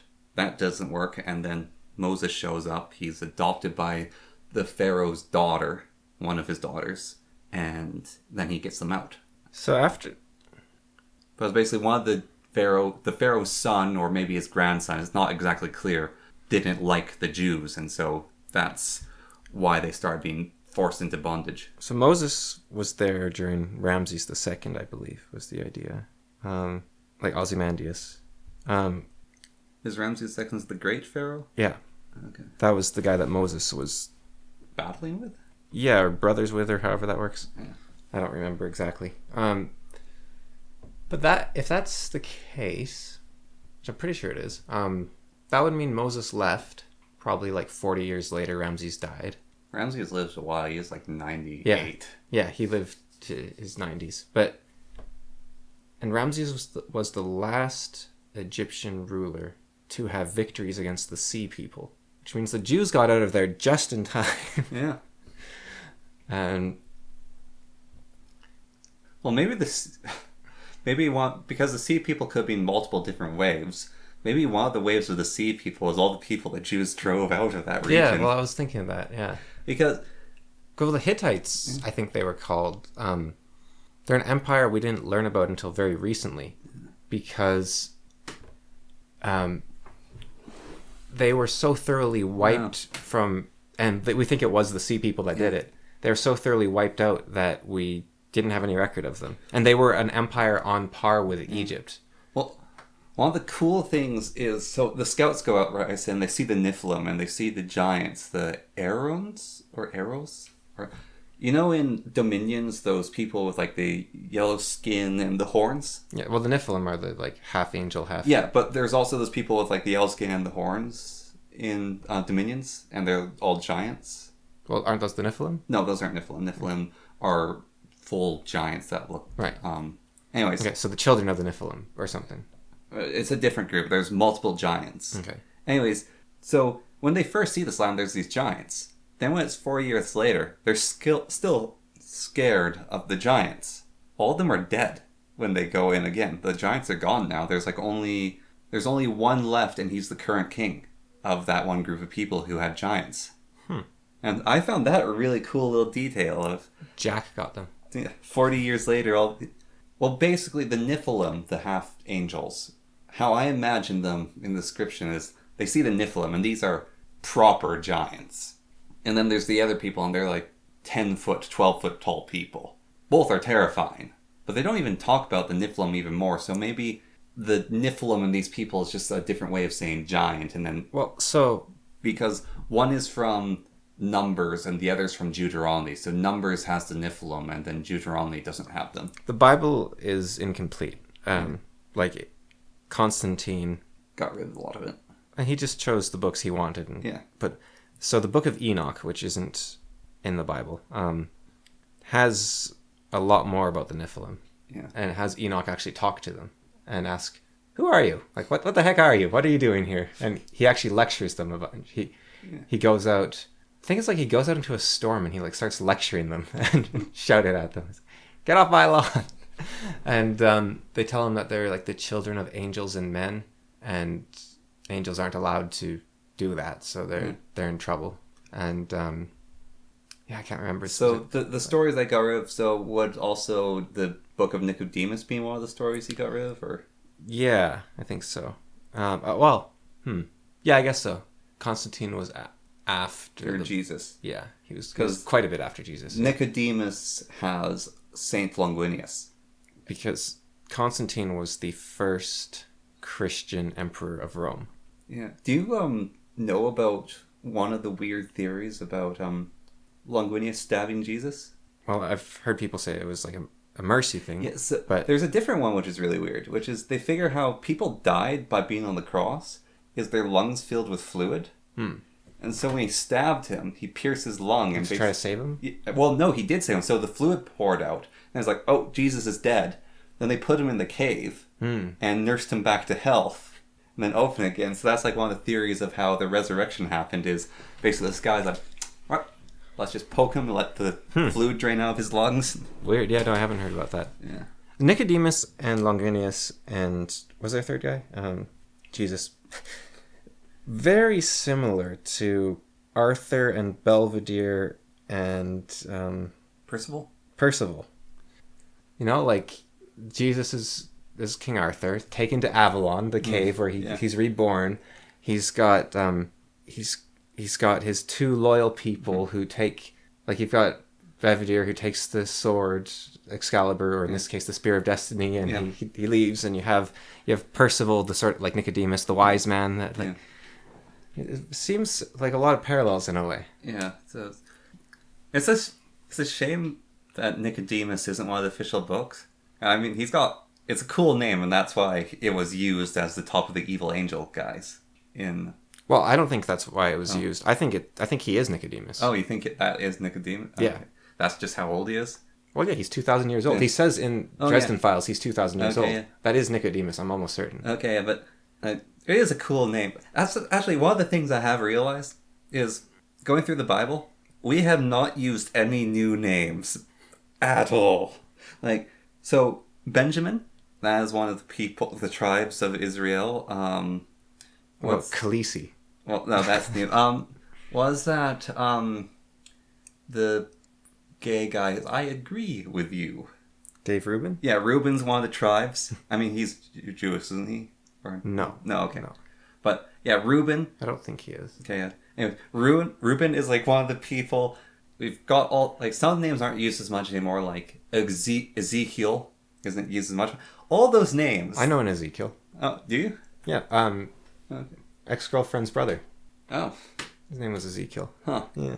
No, or was his name Zebediah? I can't remember. Jebediah? No, Zebediah. Oh, Zebediah. I can't remember. I think it was Ezekiel. Yeah, but there's like Jebediah, that's a name that's not, but Deuteronomy, like, but even new, like Jacob, Paul, we don't use new names. Yeah. Well, they're goodies, sir. Yeah. Oldies and the goodies. One of the shames, though, is the Muslims, all they have is Muhammad.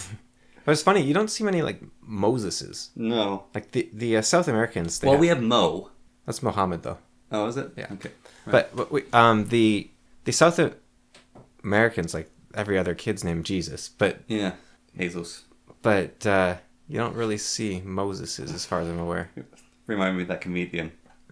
I thought that my name was Jesus and my brother's name was Moses. Every morning our dad go, "Holy Moses, get yourself out of bed. Jesus Christ, you're going to be late for school." It's only later on I realized my dad's just... Dad, I found out today from my school my name's not Jesus Christ. Yeah, Mary, very common. Yeah. We've got... well, some of the older names aren't used, like... Well, you know, Muslims, it's worse for them. They have, like...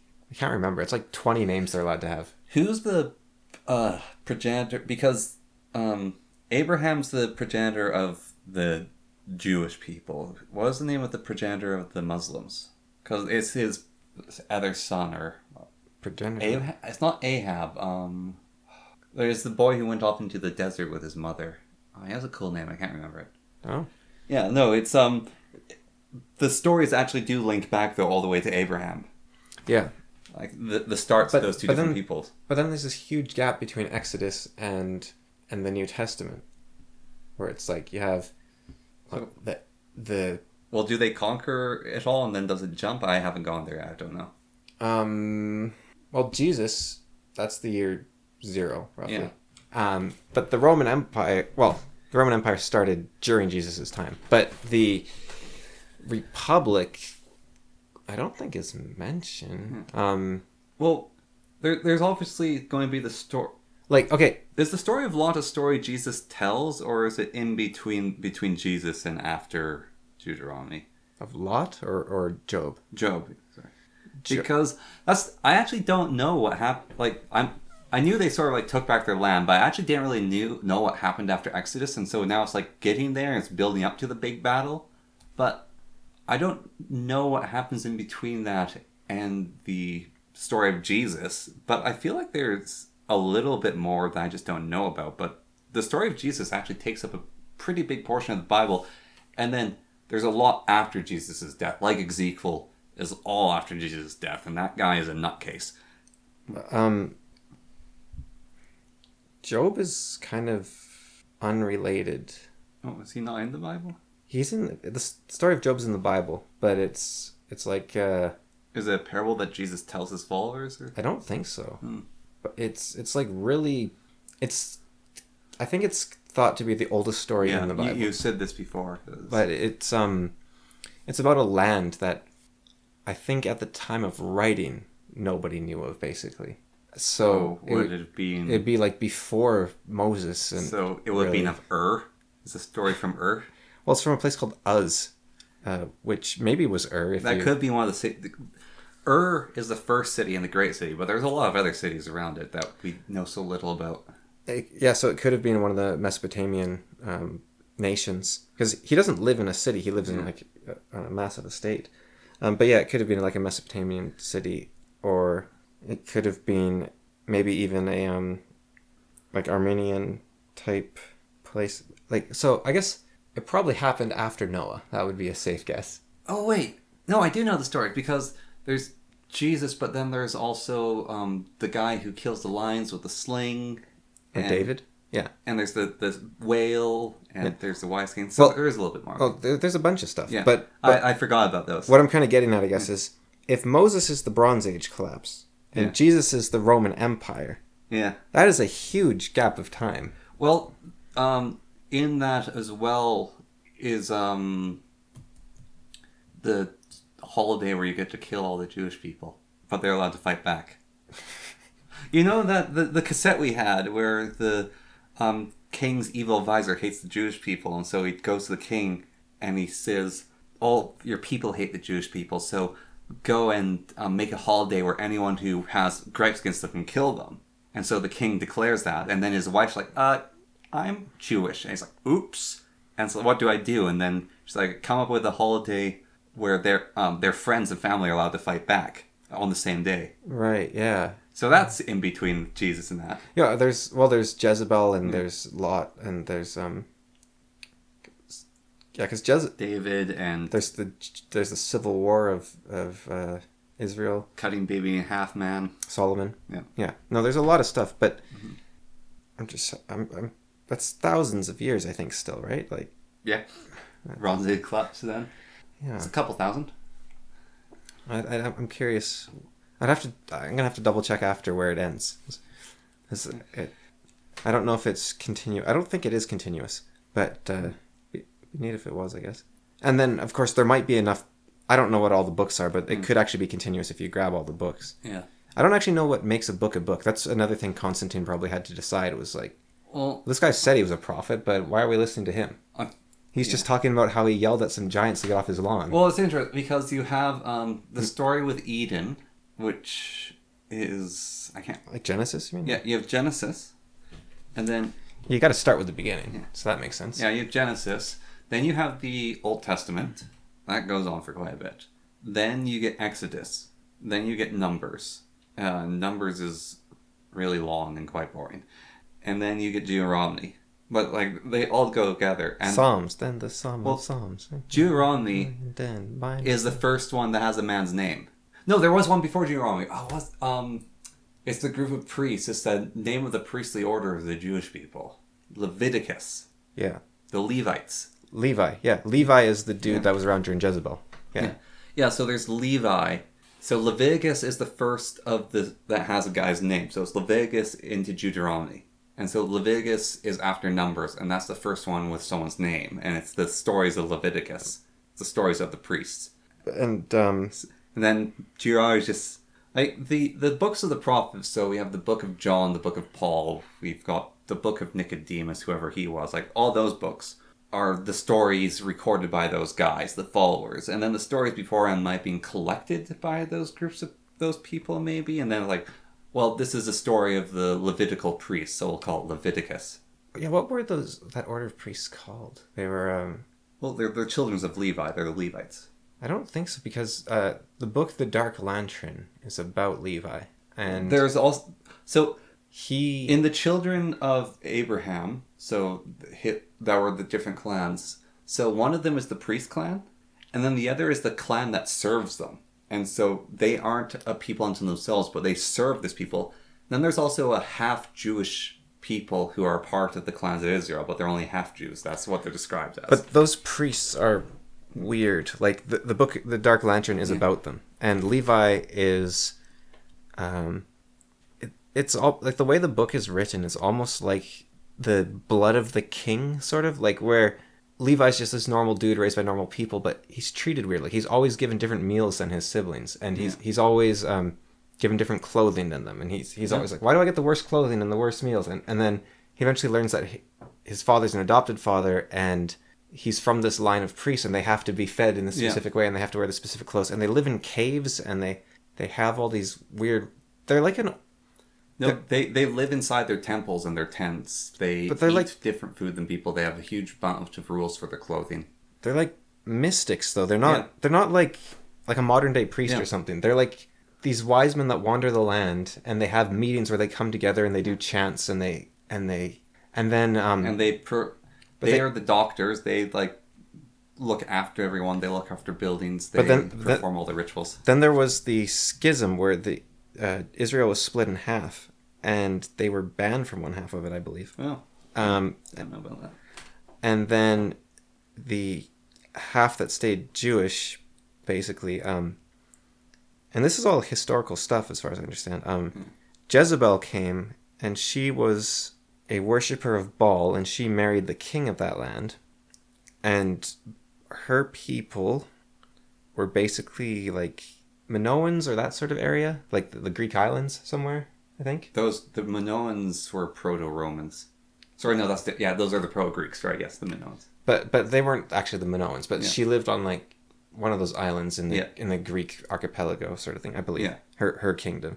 And so they join kingdoms, and then with you saying it's she worshipped the fire of the mountain.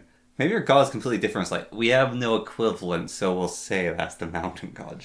But she brought her priests with her, and they started this. They wormed their way into society, and they started bit by bit, like they put up their idols, and then they got people to worship them, and then they just like, and it wasn't like, we're in charge now, right? Yeah. It was like, well, surely, like they have the wedding. Yeah. And she's like, I'd like to follow the traditions of my people, not yours. Yeah. Is that okay? And like, okay, you can wear the dress of your people. And then her priest is like, well, we can't have this ceremony without our god watching over. So can we put a statue of the god next to your statue of your god?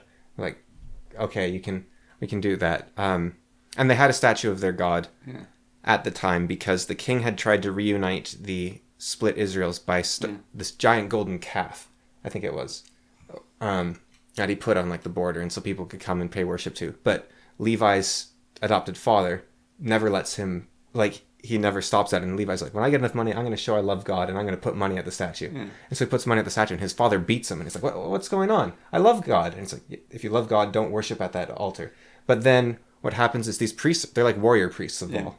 So they're quite scary people. And they get into like sort of hallucinogenic battle frenzies. They like cut themselves and they dance, and they're very intimidating. And so they're like, they set up an altar of Baal at one point, I think next to the golden calf or something, and they say, you can choose to bow to this if you want or not, but they're like standing there very intimidatingly.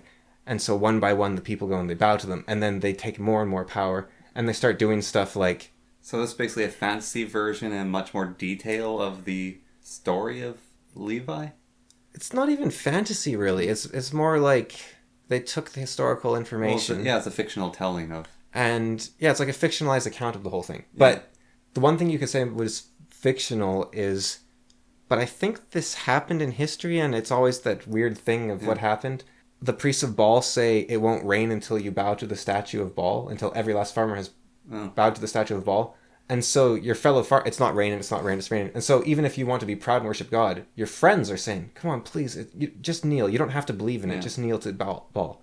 And so it's like that mystical sort of element there. But so in the story, does Moses show up and go, what on earth are you doing? And start to beat everyone with No, a well, stick? eventually these priests, like their order starts getting eradicated. Like the not the priests of Baal, but like the Jewish mystical order. They start having to live in caves and hide, and they become like the secret society, basically, like the Masons or something, the Freemasons. And they, like, some of the city officials are still true believers, so they have, like, secret passages they can take them in. In the Bible, they get eaten by fire. Like, the ground splits open, fire comes out, and they get dragged to the land of the dead. And it's not described as hell at that time, it's the land of the dead. And that was weird, actually. That threw me for a loop, is God sent them to the land of the dead. Well, I told you about in Job, right, where they talk about King Death and the gates of death, and it's like very Ishtar, very. Yeah, well, I because this is the Bible reloaded, so to say, the Bible remastered. Right. Although it's Old Master, it's giving the more direct translations. I feel like in probably some versions of like the New Testament or whatever, not New Testament, but the common copies, it probably says they were sent to hell. Yes. In those. So the Good News Bible, which is the one I read, what they actually do, and I don't know how many Bibles do this, they actually have like a million footnotes. Okay. And like text at the bottom of each thing and words next to each thing where they say, this is the original translation. Yeah. This is what we're translating it as. Some of them are weird, like opposite meanings. Yeah. It was like, you will go to hell, and it's like, you will not go to hell. It's like, we're not sure which... Most scholars agree that it's you will not go to hell, but the original translation is you will go to hell. Yeah. So maybe it was a typo. Maybe going to hell was a good thing because of like it's really weird seeing how things change. Well, for a very long, like the land of the dead wasn't a bad place. It's just where everyone who died went, and if you were a bad person, then you got tortured in the land of the dead. But like God. Fighting like the sea monster Lothar well, there's that other book. It's not Genesis, but it's it has the behemoth and the... That's Job has the behemoth. There's the actual story of God creating it, and he gets asked by someone, can you create something greater than yourself? And so he creates the behemoth and the Leviathan, because he's basically challenged by someone. It's like, can you do something that's greater than you? So he creates those things, and then he supplants them. I don't know. The Leviathan and Behemoth are both in Job. But, yeah, they're in a different story, which I can't remember what collection it's from. But, so Levi's kind of like a side character in the Bible, I believe, but he's the main character of the Dark Lantern, and I guess he's the writer of Leviticus, probably. Yeah, or his family is. Like the Levites are a group of people. They probably. There's people with the last name of Levi still, and there's probably people who consider themselves Levites still.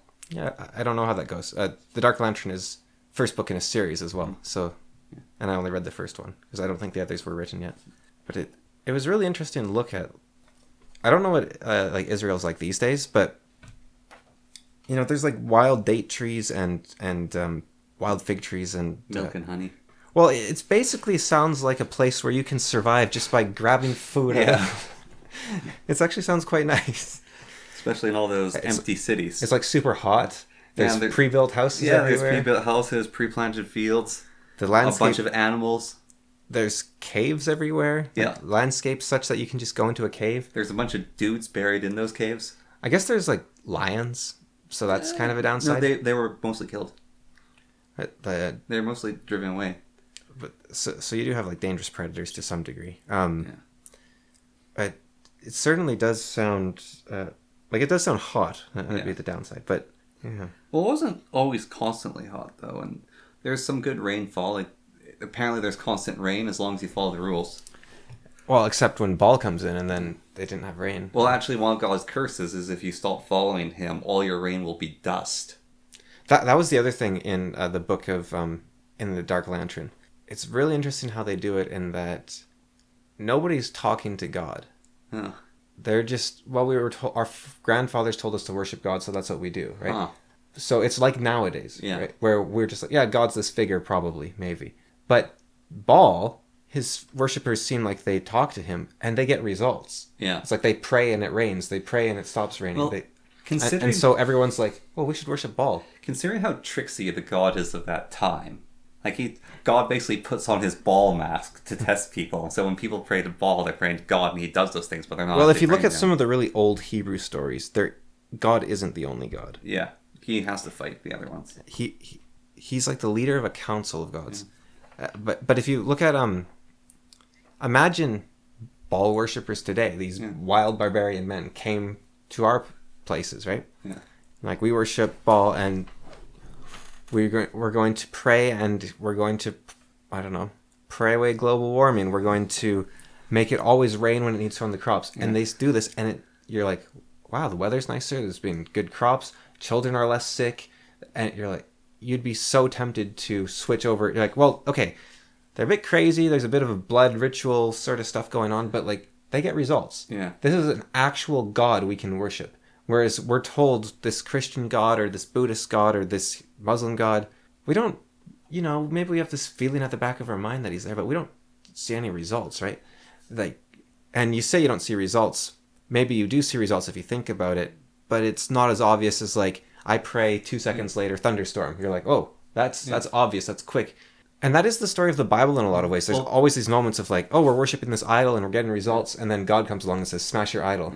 It's almost like... Well, for this hypothetical, what you're saying, it has to be Baal. It can't be like, let's make up some god to put in there, because they always knew about the god that they're not supposed to worship. Because God tells you, no, don't I think it'd even work if it was a different god, like a god we've never heard of. I think it'd still work because, don't worship false idols. Yeah. Always. God is a jealous God. All those things, right? Fair enough. But I think... I misread that line the first time I read it, because I read God is a jealous God, and I thought, oh, well, that's awful. But jealous is not the same as envious. Yeah. God is a jealous God. He's like, you are mine. It's not, oh, I'm so worried about those other gods. Yeah. It's just, no, you are mine. Look at me. Yeah. But here's an alternative view, right? The Forkroll Sale in Malazan Book of the Fallen decided their God was insufficient, and so they killed him. Yeah. They determined he wasn't holding up his end of the bargain, and so they killed him. They're atheist extremists, basically. Yeah. And imagine our ancestors were the Forkroll Sale, and we killed our God and forgot about it, or we lost our God. And so we worship a dead God or a God that doesn't exist, right? Yeah. And every time a real God shows up and it's like, hey, I offer you meaning and powers and healing, we're like, no, we will destroy your false light. What if humanity or Christians created a religion, or like the Abrahamic faiths, let's say, created a series of religions which actively fought against actual gods incurring on, like, another way, there's always these stories where the thing we have to do is end magic and that'll save everyone. Yeah. I don't know why it's so common, but you see it a lot. There's probably a deeper meaning behind it somewhere. But you could take that and say, we are actively rejecting the mystical and the meaning and gods, like real gods, for what we believe is a greater purpose. And maybe we're right. But maybe we could have a world with all our magic and prayers and whatnot, if we were willing to take on whatever this... Well, so dominions, right? Yeah. So you and I are going to make pretender gods. Okay, so you're going to have a pretender god that's it's a big old lion with a bunch of legs and it's in a flaming wheel. Right, and it goes around eating things. Yeah, it goes around eating things. And so... But you choose... Well, no, it has like a bunch of fire magic. It has like magic research has increased. It's a god of death as well. And it goes around eating things, right? So my god is a giant rock. That's what I was going to say, yeah. My god's a giant rock. With like 20 domain. 10 domain. And it has order and peace. Yeah. And that's just what I invested into. And so it sits there and spreads out its faith. And my lands are great, but I've got a giant rock. You've got this flaming lion that can like cast magic and like resurrect people from dead, cure disease, But weird disaster. You have a ton of luck. I have like no luck, so there's like nothing random happening in my land. My land is just order and balance, but yours is like this crazy maelstrom, and so... And your people, maybe they forget which rock is actually their god, and Yeah. they forget that they have a god, and they're like, well, we have order and stability, but they have a cool a cool lion. But my people, because I have so much production value from this, they march in with their iron weapons and wipe out your wild men, and they kill your god. But it's just some rock. And how do you claim thrones? You just have your domain in the throne, right? No, the prophet claims them. Right. Because you can name prophets or gods. So gods can claim them or prophets can claim them. So my prophet's walking around sitting on all the thrones. Right. Yeah. Yeah, and so you'd be like, well, we don't even have a god. We're just really successful and lucky. It kind of breaks down, though, when you attack my capital, and then there's this giant rock there shooting lightning bolts at your fire wheel. It's kind of like the Traveler in Black, where I was talking about how the people are like, we don't have a god, we don't need a god. And then they're like, we're getting attacked by a god, we need a god. And so they get this god who's useless, but he comes up with an idea of how to defeat the god that's attacking them. Yeah. Like, well, we could have thought of that on our own. And so it's like, well, fine, I'll leave again. Yeah. This sort of, you don't appreciate... Well, the other thing I was thinking of was, to teach a child stuff, you hold their hand as they learn how to walk, and then you let go and you let them walk on their own. And then you step back further and further and further so they can learn more and more and more, right? And so you have all these stories of God holding humanity's hand and drifting further and further and further away. Yeah. And humanity starts tippling. Just a tipple. That's the wrong word. Tipping. Yeah. Humanity starts to fall, and he's like, okay, here, have a Jesus. Okay, got you back. And it's like... And they start to fall, and have a flood and I'll die. Here's a Mohammed. Okay. You're back on track. And he's like, okay, you guys got this now. I'm just going. I'll be over here. I'll be in the other room. Don't worry about me. Oh, you're messing up again. Here, have another Jesus. The Spanish Inquisition disagrees. Here's another Jesus. Ooh. Okay, we're not going to try that again. Those, yeah. Oh dear. Yeah. Okay. Oh, okay. Oh, okay. They're really out of hand. Okay, here. Have a Ted Kaczynski. No. I don't. I wish I could like him, but terrorism, not a fan. I want to talk about the new gods. Okay. What's this? This is a pamphlet from the United Church. Yes. Okay. And this is the new gods. This acknowledgement calls for faithful action. We humbly commit ourselves to the seeking of justice. Sorry, not that. Well, that can be a part, but the whole thing. We celebrate that we are a affirming congregation, public, intentional, and explicit about the goodness of God's creation, and consequently, our support of people from the rainbow community in caps. The rainbow. Yeah. Caps. All. This requires from us not only celebration, but active support of and solidarity with people of all gender identities and sexual expressions. Yeah. So I missed that part of the sermon, but I went there.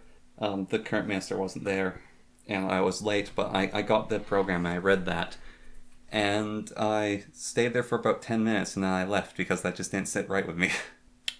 And this is a United Church, which, they're known for this sort of thing, I believe. Yeah, but it didn't sit right with me at all. Why do they have like a Huron battle shield coat of arms? This because the United Church was a bunch of different churches that was combined into one. And so that's probably all the churches coming together into this one symbol, because it's like 4 different churches. These are hardcore. Look at this. You got the Alpha and the Omega. You've got like a dive bombing dove, I assume. Yeah. You've got a flaming bush, and then like a book. That one's kind of lame, but Well, books are pretty cool, I think. I assume it's the Bible. Yeah. But I don't know why. It's kind of like cyclical, isn't it? Like if the symbol of your church is a Bible, it's a bit weird. Yeah, well, so in one of the commandments that God gave, he said, it's in the false idols parts, where it's, don't worship false idols, don't make graven images. If your people look to the skies and see the stars, the moon, and the sun, and they start worshiping them, my creations which I made, instead of me, then they are lost. And you should stone them to death. Okay, so the part that... Okay, so let's look over the actual meanings here. We celebrate that we are a affirming congregation, public, intentional, and explicit about the goodness of God's creation, and consequently, so because we are an affirming congregation... Wait, does this sentence actually make sense? We celebrate that we are an affirming congregation, public, intentional, and explicit about the goodness of God's creation. Okay, so that we can ignore that part. So we celebrate that we're an affirming congregation and consequently... No, that isn't a sentence. We celebrate that we're an affirming congregation and consequently are supportive people from the rainbow community. There's no sentence in there. Yeah. I think they meant to say, we celebrate that we're an affirming congregation and we celebrate our support of people from the rainbow community. Or, we celebrate that we're an affirming congregation and support people from the rainbow community. Well, there's a semicolon there, so that might... Okay, okay, wait, here we go. We celebrate... Okay, I missed... Okay, it is a sentence. Okay. No, I'm ignoring that because you can. Because the semicolon just means elaborate upon the previous sentence. Okay. So, we celebrate that we are an affirming congregation and consequently our supportive people from the rainbow community. So what they're saying is we celebrate our affirmation and therefore we celebrate our support of the rainbow community. So you're patting yourselves on your back for supporting the rainbow community is what it's saying, which is kind of arrogant sounding actually. Like no matter who you're talking about, like if they said we celebrate we're an affirming congregation and consequently are supportive people from poor neighborhoods or orphans and puppies, right? Yeah. You're celebrating your affirmation. You're not celebrating the rainbow people, or you're not celebrating the... Now, next, rainbow community. I'm pretty sure that has been used as an insult for until January 7th, 2024, against people in the queer movement. But I guess queer was the insult. I guess what happened was the LGBTQAS plus became too long, and so you got to switch to rainbow maybe. Yeah. Which, fair enough. It's all embracing again. Until they're going to have to add an update, and they're going to have to be the rainbow community with a black and brown stripe and the invasive force of the trans triangle. Well, there's another triangle. With the intersex yellow circle in it. But there's another triangle. This was a video she did a year ago. It's like, this, like a few more stripes of this and you're going to have a gay Confederate flag. Have you seen, what happens if you put four of them together? No, like military diagrams. You have boxes and arrows. Yeah. It's an invasion. Yeah, it is. It's an invasion of military. It's a pierce of a box formation. Yeah.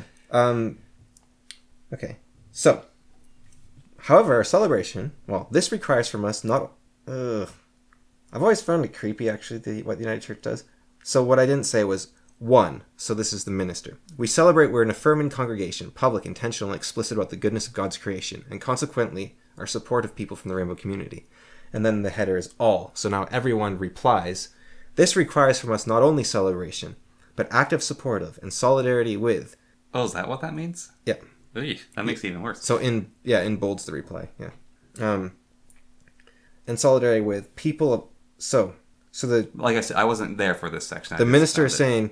We celebrate our affirmation and our support of the rainbow people. And then everyone says... It really does sound like... Our celebration requires not only celebration... This isn't what it says explicitly, but I'm just trying to translate the grammar. But active... this wasn't very well written. But... that doesn't make sense. You have to say... Our support requires from us not only celebration. You can't say this requires because the subject is the celebration. You can't say our celebration requires from us not only celebration, but that's just nonsense. Anyways, that's what they say.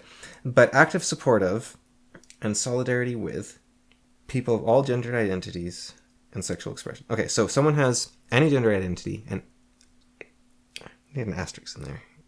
People of all gender identities and sexual expressions. That's way too broad. Because what is a sexual expression? That seems kind of... I like pigs a little too much. Yeah, that's... Okay. We need to... But it says it's not enough to celebrate them, but we have to actively support and stand in solidarity with. This is requires. So it's like the old... someone falls through the ice, and you sit there. The person drowns. You did not kill them. Yeah. But this seems to suggest you did kill them. Yeah. Because you didn't actively support and stand in solidarity with them. Yeah. Now, this is something that is said a lot about people who haven't really thought it through, I found. Because I have a friend, she's very much a political activist type. And she was saying, you're required to do all this stuff, right? And I gave her that example of the person falling through the ice. Yeah. And she's like, oh yeah, no, you're right. That makes sense. And Yeah, our dad. Yeah, well, that literally happened to him. It wasn't the ice, but It was a river, yeah. it was a river, and he was going to try to grab the guy. He wasn't going to go in the water because he had lifeguard training. He's a very strong guy, but he sinks. Yeah. And the river's fast, and it was cold. It would have been dangerous for him, so he did what he could. Yeah. Oh, but it's not your responsibility to it can be a good thing you did it. It can be commendable, but you're not required to risk your own life for others. Yeah. You're not required to sacrifice yourself. You know, the saying in a more interpersonal family sense is, don't light yourself on others to keep others warm. Don't light yourself on fire to keep others warm. Yeah. And this is saying, no, you must actively support and stand in solidarity with people. Okay, so let's say you have a duty to your country. It's not enough to reap what? It's not enough to say, I live in this great place and reap the benefits, but actively maintain it. So that is something you can ask of people, I think, maybe. You can say, because like you're talking about your country, right? You must stand in support and solidarity with, my country, right or wrong, to be kept right if it is right, and to be made right if it is wrong. Something like that. And so you say you must stand in solidarity and support. Are you required to support your country, or are you required to make it right if it's wrong? Okay, so that's support. Maybe. So you must actively support people of all gender identities and sexual expressions. Okay. I think I'm okay with that. I think I'm okay with supporting people of all gender identities and sexual expressions. Doesn't mean you affirm them. It means you support them, right? You give them what they need. What you can give as you can. Active support. Because sometimes you don't have anything to spare, right? Sometimes you don't have anything to say it, but what? Okay, your country gives to you and you give to it, right? Yeah. What do the rainbow? Well, that's like the. Have you seen a Japanese pride parade? Yeah. It's a bunch of men in suits. Okay, so here's the question. And it's like, okay, we're here, and then we're gone. Does this only work for minorities, or can you flip it and say, we celebrate that we're an affirming congregation, and consequently, our support of veterans. This requires from us not only celebration of those veterans, but active support and solidarity. Wait. Even when I fixed it, it's wrong. Because we celebrate we're an affirming congregation. This requires from us not only celebration. That didn't make sense. So it's like, okay, support requires from us celebration, but active support. No, you can't. I have one thing. I give this to you and you're a ground. But maybe that's inherently why I didn't feel right about it. Yeah, forget what they're saying. This is nonsense. Well, I'm saying, like, there can be things that you don't realize that set you off about something. It's like they just... The sentences are run-on sentences, and, well, technically they're correct sentences. Like, they don't comma splice or anything. But the problem is, if your sentence is a paragraph long, you start making mistakes. Yeah, and so if that is the care that's put into these sentences, and we're still giving it the benefit of the doubt and that's interpretation of. Well, yeah. Well, there's a feeling behind it more than actually saying anything, right? That's why. They're basically saying, we support and stand in we must celebrate, actively support, and stand in solidarity with people of all gender identities and sexual expressions. That's what they're trying to say. Yeah. Okay, so I came here to listen about Jesus, but okay, that's a bit weird. Yeah. But then the next thing. Okay, but imagine there is a persecuted group in your community, right? This is a time for a proverb. This is a time. You say, okay, the Samaritans are being mistreated in our society. And so this is a time to tell you, yes, but there are good ones, right? And so, like Jesus, the minister can say, okay, I see a place where in society we are hurting. And so I'd like my congregation to be one which tries to heal that hurt. And the hurt is a lack of support for the rainbow community. It is easier than LGBTQAS2S plus whatever, but I don't know, it's kind of growing on me. It's kind of funny. It's a nice way to sidestep the issue for a little while. So the rainbow was meant to incorporate everyone in the first place, right? Yeah. Okay. You're a Christian church. There is a rainbow community. right? The rainbow is for everyone. Yeah. It is God's promise that he will not end the earth and water. No. Yes? I see where you're going. I don't see where I'm going. Do you know the second older part of his promise not to end it in water? Well, there was an earlier one which was not in fire, right? But... No, it's he will not end the world in drowning again. He shall scour it with fire, so right. none survive. Right. That is the darker half of the promise, which isn't used a lot, and some people object to that was never said. But what I'm getting at is that the rainbow was a sign from God to everyone, right? Yeah. So if you take God's symbol and make it your own, and you say, we are the rainbow community and other people aren't the rainbow community, you can do that. I'm fine with that, right? Because I think it's okay to gatekeep and have your own community. Yeah. And say, you are not a member of my community. But to then be celebrated by the other group that has claims on it is a bit weird. Because this is kind of like if the people who originally worshipped Mecca are saying, we stand in solidarity with the Muslims who took our rock. It's like, no, they took your rock, mate, and they're not letting you have it back. They're saying, you are not the rock haver. And they're saying, we are the rainbow people, you are not, right? Yeah. So we are the rainbow people, the church is not. It's like, wait, that was our rainbow. That was from, like, I'm not a Christian, right? But from a Christian perspective, we are supporting the people that took God's sign, he won't wipe us out in water. Like, why would you support the people that took your symbol? That's a bit weird. It's like, I don't know. I think that's a bit odd. Okay, but can you require from someone active support? You must support your country. No. So your country needs to support you. But the My Country Right or Wrong is saying, if your country doesn't support you, fix it so that it does, right? But I think me personally, I'm of the belief you can only give what you have to spare. And most people haven't even cleaned their room, basically, is the statement there. So if you live well, your country prospers. If you live well and righteously. So that requirement is less onerous than... But you could, okay, so if you live well and righteously, then the rainbow community prospers. Do you think you can require active support from people? No. Even if you're saying your country, you must support your country, right or wrong, that's the sort of thing? You must support God, you must... I can say that you must support God. You must worship God. You must... I don't think... Okay, here's my thought on God. I think you should say of God, worship God or go to hell. Yeah. I don't think you should say you must support God. Fair enough. I can agree with that. So worship your country or go to hell. Yeah, that makes sense too. Yeah. Worship the gays or go to hell. Okay. If we do not support this contingent of our community, which is suffering, we will be led down a dark path we don't want to go down. I think that's what you can take from that statement.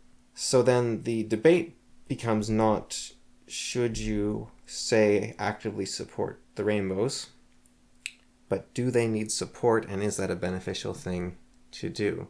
And when you say rainbow, you think, oh, the gays and whatnot. Okay, yeah, awesome, support them. When they say people of all gender identities and sexual expressions, does that change? And what do they mean by gender identities and sexual expressions? And what do they mean by support? Like, because in Canada, for example, we banned conversion therapy, which doesn't mean we banned trying to change people's minds. It was explicitly written trying to change people from being gay to straight or from a non-standard gender identity to a cisgender one. It is not the other way around. You are allowed to try to make straight people gay. It's not against the law.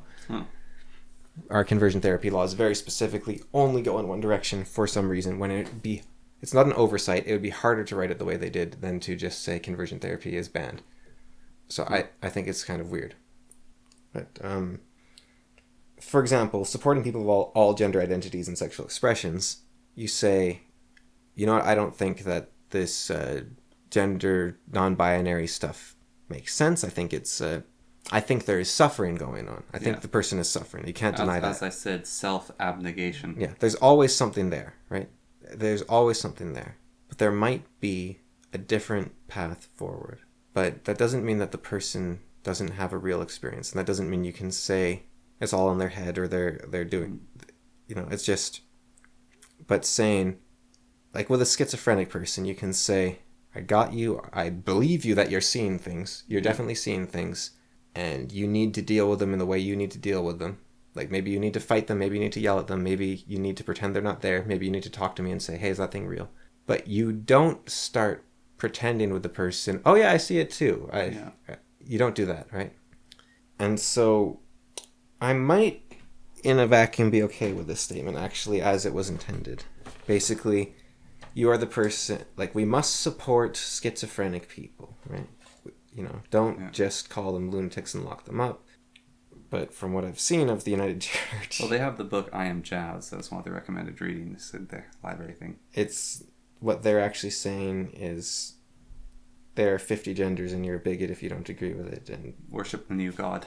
And sexual expressions... I don't think I like that statement. Stand in solidarity with people of all sexual expressions. Ooh, that's interesting, actually. Is this a long con by the Catholics? So, what, have the Catholics set up the United Church? Or do you mean the long con by the Christians? No, the Catholics. Okay. So they've influenced the United Church, though. Yeah, they've got infiltrators. Okay. So what they're doing is they're trying to say support sexual expression, support sexual expression, support sexual expression, right? The thing is, expression, you can... What I'm doing here is I'm moving my arms in two different directions to express myself. But I can move my arms to the left or the right, and both are an expression, right? You can choose your expressions. I can express myself through painting or through singing, right? If I'm feeling a certain way. Are you saying this is a long con about the Catholic priests who did things they shouldn't have done? No. I think this is a way to say that sexuality is an expression of your being, and therefore you can find other channels to express yourself through. Stop being gay. This is like conversion therapy on a mass scale over many years to take out the gays once and for all. Because the whole reason that we have gay marriage, right, is it's not a choice. It's like, okay, maybe it's to stabilize into society. Maybe it makes life complicated. Maybe this, maybe that, whatever it might be.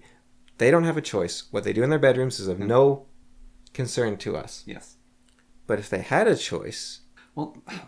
then the whole foundation falls apart. Now, there is still a libertarian defense, which is what people do in the bedroom is up to them. Yeah. Even if it's bad for society, I don't care.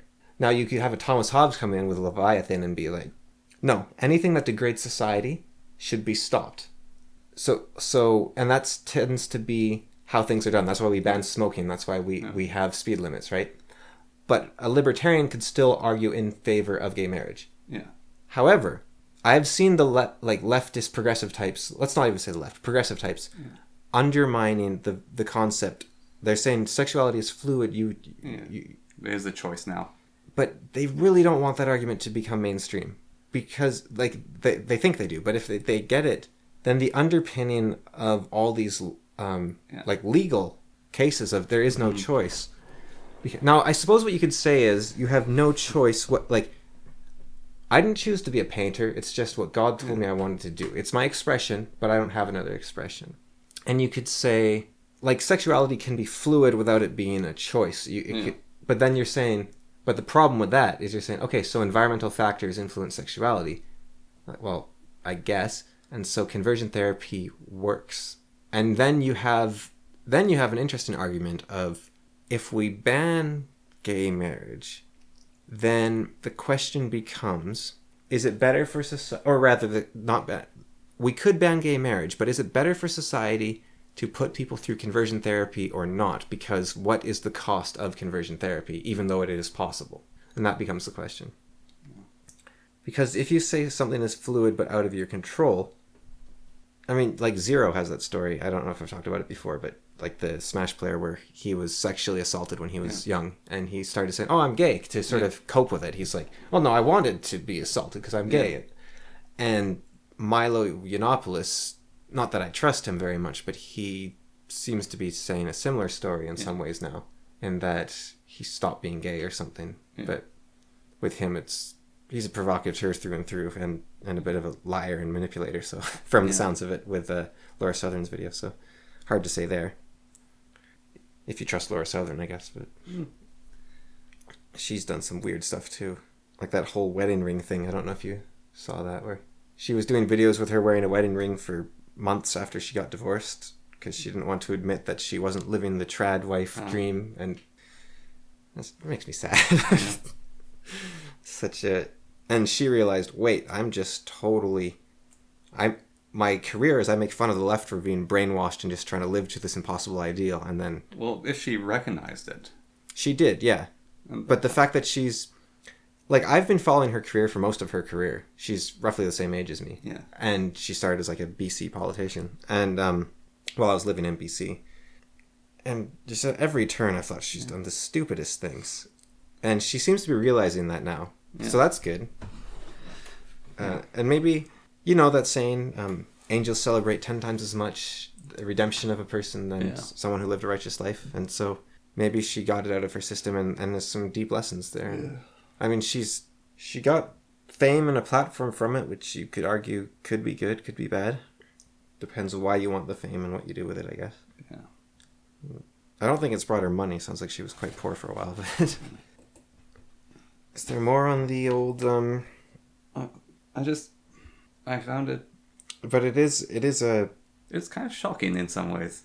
It's an encroachment of another faith. So yeah, well, so I knew that the United Church was very open to this. And I was fine with that. I was like, okay, so live, let live sort of thing. That's honestly what I thought. So that's what I thought initially of it. And then it's like, okay, they're accepting it. They'll do gay marriage for you, so that's nice. So you can get your marriage in the church, the United Church, if you want to have a gay marriage. That's good. I'm fine with that. And then...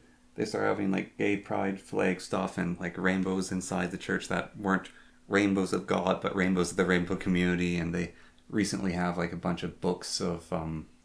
playing a lot of Bach. Holy cow. Like, I Am Jazz in there and that sort of book, like the Two Daddy books and those things for reading. And I've seen those before. I was like, okay, this is, like, old people sort of... not knowing what's going on. There's a few young people in the congregation, so it's just influence and that's going on. I was like, okay, fine. I can see what's happening. It's just these old people who are more liberal are just like, oh, this is with the times. And then I saw that in the program, and that's just sort of like, what? Oh, and how about the very opening, which they do every sermon, I believe. 1. So this is the minister, rather. We acknowledge with humility and gratitude that we live and worship on the traditional territory of the Kwanlin Dun First Nation and the Ta'an Quechin Council. And then all. This acknowledgement calls for faithful action. We humbly commit ourselves to the seeking of justice and the building of right relationships. We commit ourselves to listen and learn with open hearts and minds. So you see, I have a lot of First Nation friends. And First Nation percentages here are much higher than the rest of Canada, except for Nunavut, basically, and NWT. It's still only 10% here, isn't it? Maybe. The schools we went to had more, though, in general. Probably more like 25% in my grade and like 50% in yours, I think. Oh, yeah. You had a lot of First Nation kids in your class. Yeah. I don't know. I tend to have fairly, like, peaceful, level-headed friends, but I might get a slap if I said I commit myself to the seeking of justice and the building of right relationships. Like, whoa. Also, this, I thought we were friends. Why are you putting this wedge between us? Yeah. Like, if I said this many years ago, our mom had this, I don't know where she got it, but it was this book on, like, why you should recognize that black people are different from white people, and that, like, the book that made you racist.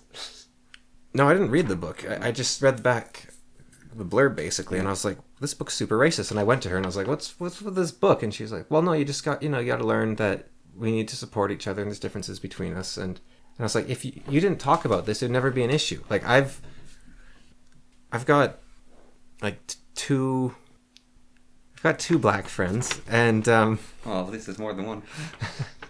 Well, I know like 3 black people. Yeah. There's like none where we live. Yeah. And the only reason I'm not friends with the third one is because she's a girl. Girls are icky. Yeah, and she's quite a bit older than me. But I never really was like, these guys are black. Actually, I might be friends, well, not friends, acquaintances, let's say, with 3. Because there's a guy that, he might have been black, but looking back, I don't really remember. And that's the thing. Yeah. You didn't really notice unless they had, like, really dark skin. Yeah. Like, my one friend, he's friend might be too strong, but acquaintance is a bit too shallow. Like, we've hung out, we we've sat together in parking lots and talked and that sort of thing. But he's a bit old. He's quite a bit older than me at the time. Yeah. He's probably like 7 years older than me.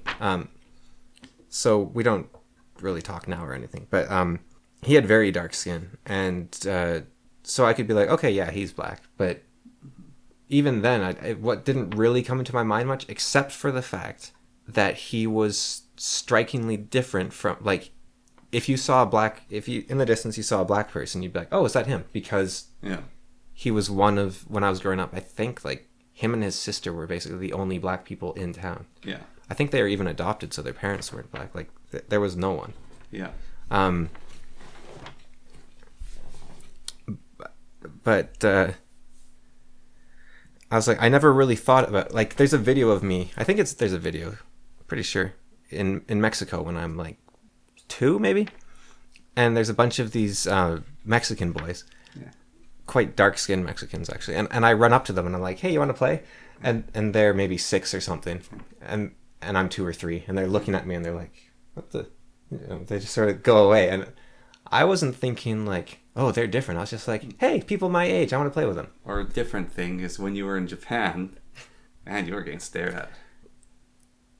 Yeah, that kind of goes against it, I guess. But the point, I guess, I'm trying. Yeah, maybe that is a good counter argument, though. But well, no, it's the same thing. You saw that one person, like, oh, is that the person? It's just the amount of people here. Yeah, it's a striking difference. It's a difference, but you're not thinking, oh, this person must think differently because of their blonde hair or something. Yeah. They have this different.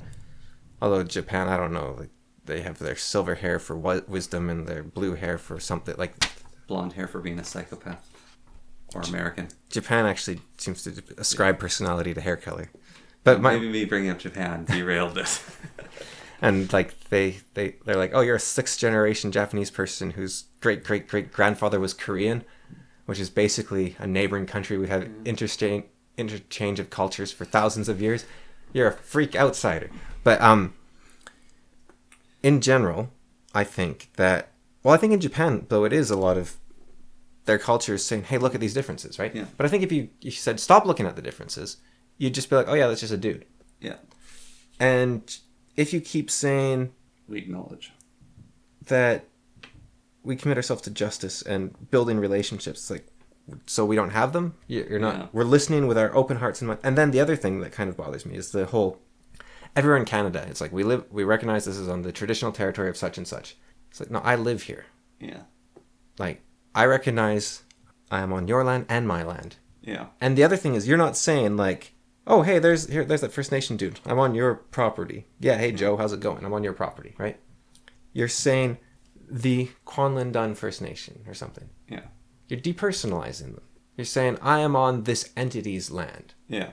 It's like, the First Nations have the same, like, so many of them say it, our land, right? Yeah. Like, we live here. And so why can't we adopt that and be like, yes, we live here? Can you imagine? Like, our blood has lived on this soil for... Well, I was thinking, be careful of blood and soil. I was doing that on purpose. I was hoping you'd... I was in a bit of Autobahn Bismarck, you know? Of course, people more are like, hey, Hitler quoted Bismarck, and that's a Hitler statement now. But can you imagine if the... No, Blood and Iron was Bismarck, right? Yeah. It would be the English, right? So the English today. Once again, First Nation philosophy, very similar to Nazi philosophy. Okay.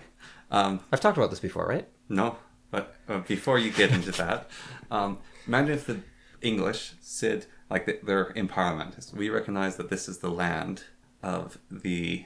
well, which group would you say is first there? Because the Celts? Well, there'd be the Celts, there'd be the Anglo-Saxons. It was the Romans for a short period. But the first would have been the Celts and like the Boudicca's people and all that sort of thing. Yeah. Yeah. Or imagine trying to do that statement in, or like that, the Fertile Crescent, like or Egypt or China. Yeah. We recognize this is the land of China. No, China's the big one. Like who? Well, no, but China would be interesting because it's the land of the Han. Well, but they could be like, I'm trying to remember the other Wu, right? Okay, so we recognize that this is the land of the Wu, suckers. It's ours now. Yeah. Han win. You all lose. And to be fair, like... In the land of Kui. You know, we give the Han Chinese sort of, as a group, this bad rap of, like, all their cultural... I believe the term is actually ethnic cleansing, but it sounds a lot worse than it is in a lot of ways. But it's still bad. But ethnic cleansing just means you get rid of their culture and their history. But you could also be killing them, but it doesn't have to be a component. No. But so we look now and we're like, man, the Han are just taking out the Uyghurs and the Wu and or whoever they're called, like everyone, right? Kui and Quinn. But on the other hand, the Han were the underdogs for most of history. So really, it's a nice underdog story. Like, they're getting their woo. Yeah, the underdog. They're getting their woo.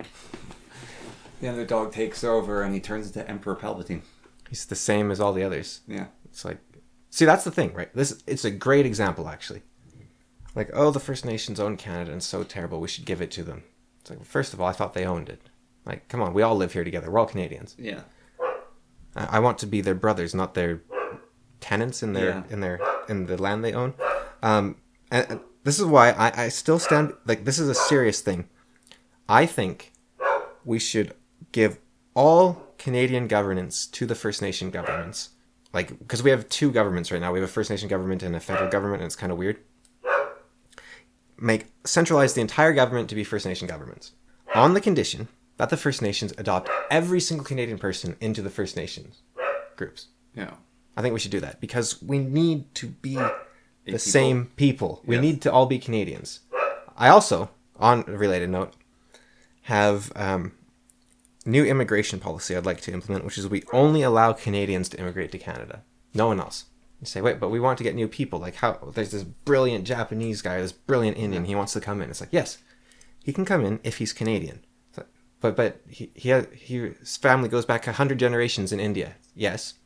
But Give is him he a bottle of maple syrup if he can chug it in one sitting. Exactly. Is he Canadian? I think that should be the immigration standard. Like, that's what the citizenship test, I think, is meant to be. Yeah. But do that. Like, are you Canadian? It's like, do you have Canadian values? Do you... Like, we have right now... In Toronto, is it? We have these, like, massive Islamic rallies for Palestine, and it's like... And then we have these... counter-Jewish protests. And it's like, wait, are you guys Canadian or are you Palestinians and Israelis? Yeah. It's like, we are Canadians. Stop that. You guys should only be out there fighting if it's over a hockey game. Yeah. This is if it's not hockey, get back in your house and stop protesting. Yeah. This is a country for Canadians. I think that's... Now, it does get weird, obviously, because history exists, and what is a Canadian would be quite the question. Yeah. Because what you'd have to do is basically do what fascist Italy did and say, here are our values. Like, you'd actually have to write down the Canadian values. But that's what our laws are. Yeah. So just take our constitution and be like, do you believe in this? If not, get out. Yeah. Something like that. And maybe add to it a bit, like, you must like hockey or something. I don't know. Whatever you need to add. Like, we only want Canadians. Something like that.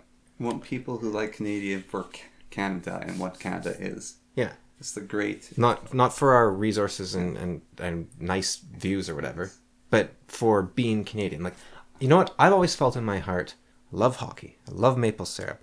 I love freedom of expression. I love getting my bank account frozen. I love Tim Hortons. I love free drugs. We're making a few jokes on what Canadian culture is, but Canada is a relatively young country, but what it is like culturally, this could be my opinion of it. It's a place where it's supposed to be a place where you can live your life as quietly as you want to. You can be like a hobbit. We're very hobbit-like. We're hobbiton. Like, you don't want to think about the government. You don't want to think about politics. You just want to be. Yes, Canada is a place where you can just be. It's a place where it's on Sunday, you're in your backyard, and you're just in a nice neighborhood. What I wanted to say when I was trying to think of Canadian values in that sort of joking list, I wanted to say that we're a place, we're kind of like a place of liberty. We're a soft liberty, unlike the United States, which is like in your face liberty, right? But we're a place where it's just sort of like, you do what you want, everyone keeps to their own business, what you do behind your doors is up to you. Yeah. That sort of thing. We're just this. But the problem is, maybe that's what we want our values to be. That's not what our country's like. Yeah. Because we Well, the second time I read the Scouring like freezing the bacon counts. The second time I read the Scouring of the Shire in Lord of the Rings, it was Tolkien was like predicting the future of Canada. I felt like it. Justin Sharkey Trudeau. Actually, though, like it, I sort of saw Canada as the Shire. Like it's this very like Canadians are sort of bumbling hobbits. Like we don't really know what's going on, and if something starts happening to us, we're like, okay, we'll go along with it because we just want to live our bumbling quiet life. And because we want to live our bumbling quiet life, you can keep pushing us further and further, and then maybe someone will come along and stir up the Canadians and they'll attack. But we haven't had a really history of the Canadians as we know as being the hobbits getting stirred up. I was actually thinking about this the other day. I don't know what it's like in other countries, but in Canada, if you want a doctor, like a dedicated doctor to you, you go to a doctor clinic and you ask for one, and they put you on a waiting list probably for 30 years. But at one point in Canadian history, they gave you one. Yeah. And you just have a family doctor now, and it's free. But that's kind of cool in a way. But there's no like pamphlet when you turn 16 or 18 or anything where they're like, you have to pay taxes. You have a free doctor. You have an emergency room you can go into, and they'll take care of you for free. Yeah. Like, we don't have any of that told to us. Like, you're not even told you need to pay taxes, right? Yeah. It's kind of weird. It's very like, well, hopefully someone you know tells you about it. Yeah. And like, I don't know what all. I was actually trying to think about it. Like, what are all the free benefits that I don't know about? Like, I hear we have this social welfare thing, right? Yeah. I've looked into it before. It doesn't seem very easy to tap into in the slightest. But like there's people who help. Their job is to help you tap into it. But how do you know who those people are, and how do you find them? And you go to a social working center. And how do you know where those are? You have a public breakdown, and then someone needs to be dealt with, so they send you to them. We have okay. Here's one thing we have. Well, I think these aren't even government run, but we have like homeless shelters and food banks and that sort of thing. I think they might be slightly government run, but I think they're just charities for the most part. But I'm not sure. I feel like, I don't know. There should be just a little pamphlet given to each citizen. It's like in board games where those cards of how to run a turn. Yeah, one of those little. It'd just be like, okay, here are your responsibilities. Here are your benefits. If you disagree with any of these, you can head down south. Here's the city council, and you can here are the political avenues. Yeah. You can contact your MP by phoning this number. You can contact your mayor by phoning this number. You can contact the prime minister by phoning this number. If I don't know, whatever, like that Simpsons sketch of, I'm going to call the prime minister when the guys are upset with Bart.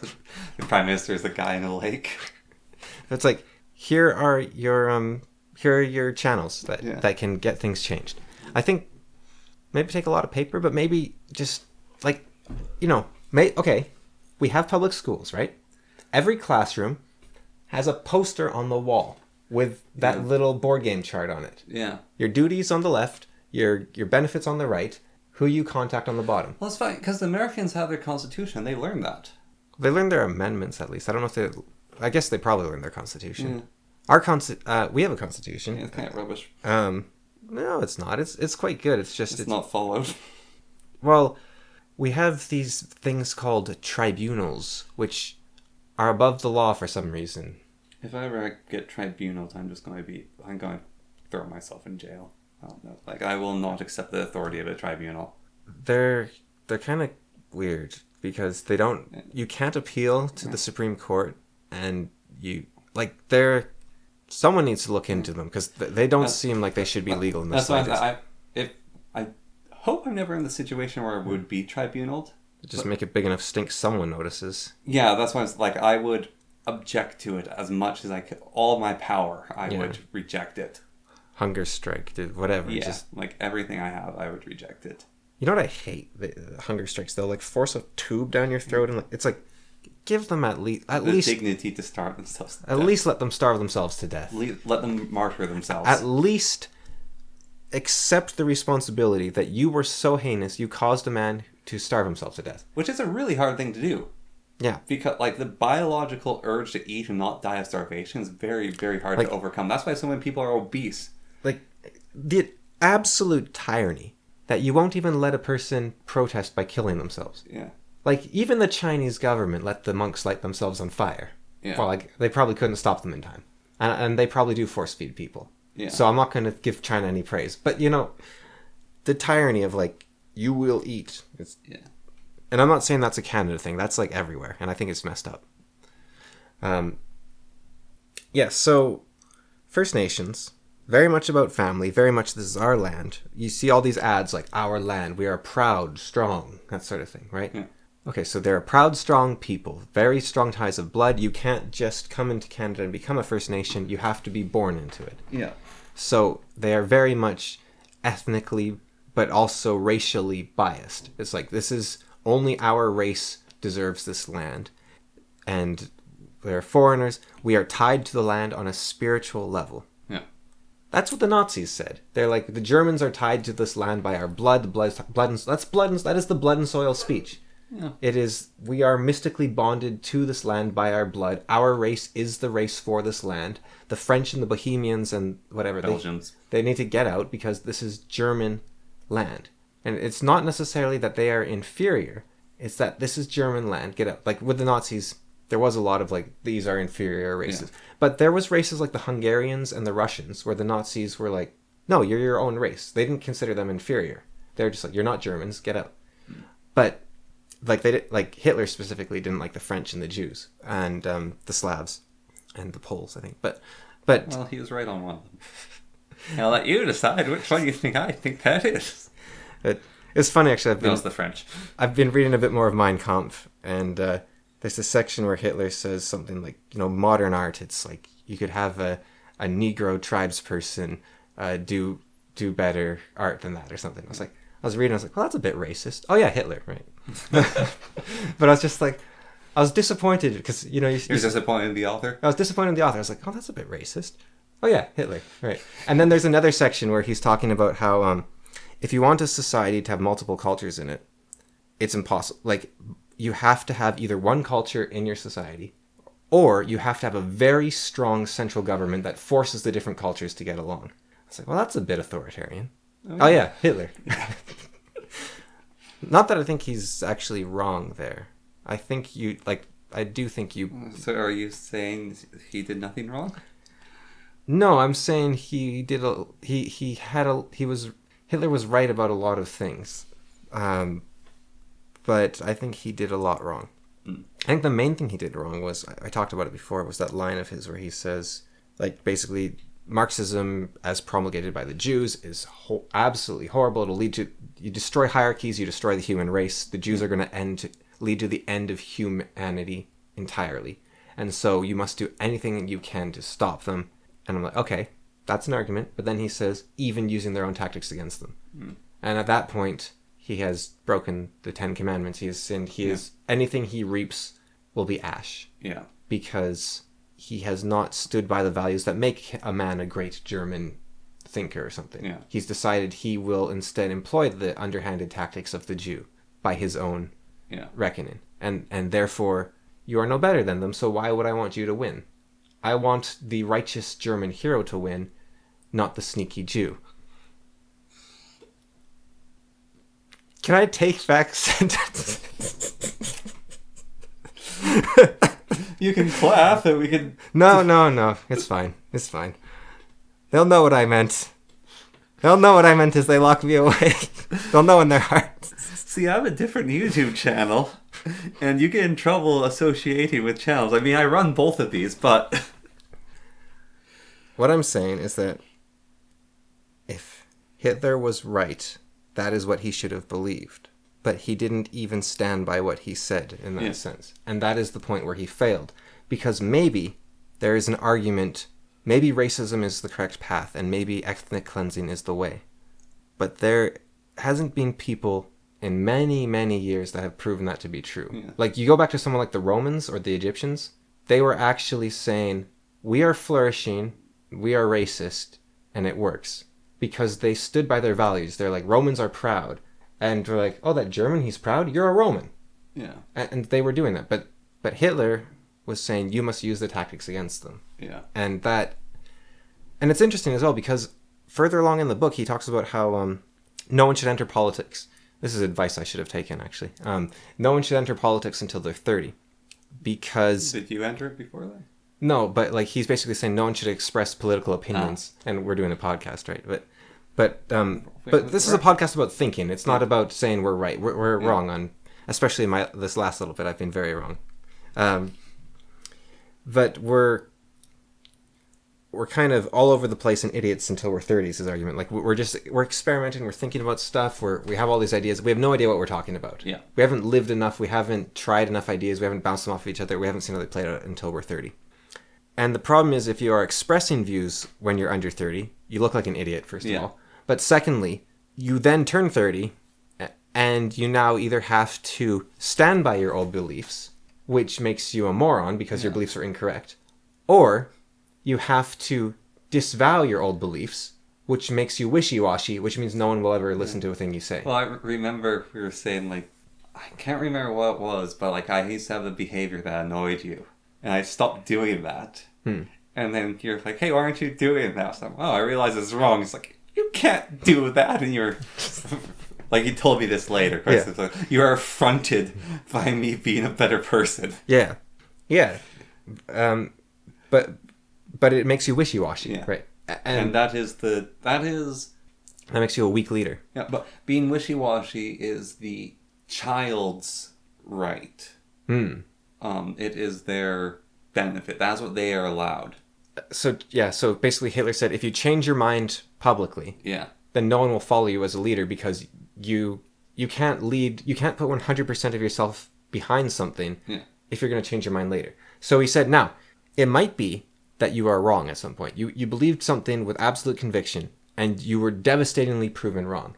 And he said the only thing you can do in that case and still be a righteous person is to say, I fully accept the consequences of my being wrong, and then retire from political life entirely. You have to just say, I accept all the wrong I have caused by spreading this idea, and I'm done. Don't follow me anymore. Yeah. So that's the only thing you can do. Otherwise, what people do is they start becoming deceptive and just playing to the interests of the person they're talking to. And he said you become a politician at that point. You start treating politics as a game rather than a way of expressing morality.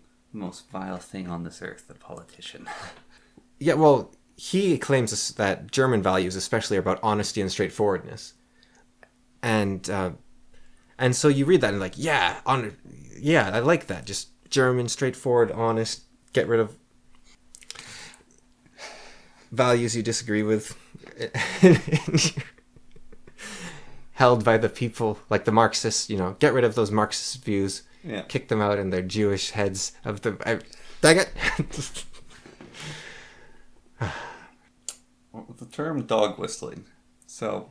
The dogs are deaf at this point. They've just been ringing for so long, they're tinnitus. Doesn't mean basically like you say stuff jokingly, but you actually mean it, or like you actually. ER claimed that once. He said, "I actually believe all this stuff I'm saying. It's just I joke about it because then people will keep listening to me." Yeah. And I hate that he said that because he gave away the game. No, because oh great, I'm doing it. Because that might have been a joke when he said that he's actually doing it secretly seriously. That might have been a joke in of itself. Yeah. But what I kind of hate is there are people that are making all these jokes, but they're actually serious. And what I hate about that is ruins the fun for everyone else, right? Like, because it's like there are actually people that are like have you seen whenever like the Lotus Eaters, they'll do something that like, wow, the right is really uptight about this person showing like an extra centimeter of skin, or man, these people actually hate the Jews, and that's crazy, right? And then the comments will be full of people like, you're on the wrong side, you betrayed us, I can't believe you're doing this, who's giving you money? The Jews are giving you money, that sort of... Because they've attracted this massive audience with their jokes, when I think that's totally fine that they made those jokes, right? It's not their fault that these weird losers thought they'd found a home. Yeah. But you draw to you all these people that are like, oh, they're not joking, yeah. And then there's people like, I don't know if you've ever seen his videos, the Leather Apron Club. He makes all these really interesting history videos. And I don't know, you start wondering, is this guy like a massive anti-Semite? Like, and it kind of makes you sort of weirded out. It's like, because and again, maybe the Jews are all evil. Maybe they are the secret society of conniving, like a slight branch off the human race, right?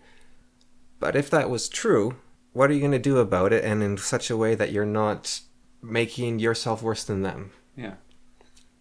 And why I say that is because it's very easy to connect things. You say, well, this media thing was bad and is run by a Jewish person. Oh, this thing was bad, it's run by a Jewish person. This thing, well, the Marxists, they have no idea of hierarchy. The Jews have no idea of hierarchy. It's the same thing. Yeah. It's like, yeah, and then what about Ben Shapiro? He's completely against the progressivism. It's like, well, he's controlled opposition. Okay, but now you are... Every position anyone ever takes confirms your beliefs at that point. Like, can you imagine a Jew that stands... Can you imagine a good Jew? Just one good Jew. And then you say, oh, that's the Good Samaritan story. And that's Sodom and Gomorrah. The Jews themselves had these stories. Been through this. Well, no, the Jews hated the Samaritans like the Jews are hated today, basically. Yeah. And they, in their culture, built their own lessons of, no, there are some good Samaritans. It just takes one good Samaritan. You know, it's kind of annoying that I was going to say it's started with Jezebel, but like peoples and names because of history have become things. Like I've only really realized now that Samaritans were a people. I thought it was just he was a good Samaritan. He's a guy who, that's just what it means, is someone who helps other people. But no, he was the good Samaritan. The Samaritans are awful. Awful pig people, yeah. Yeah, but he's the good Samaritan. It's like the good orc. Yeah, but the lesson is, in the Good Samaritan story, it's that there are individuals among a culture. Yeah. Even if the culture produces bad people.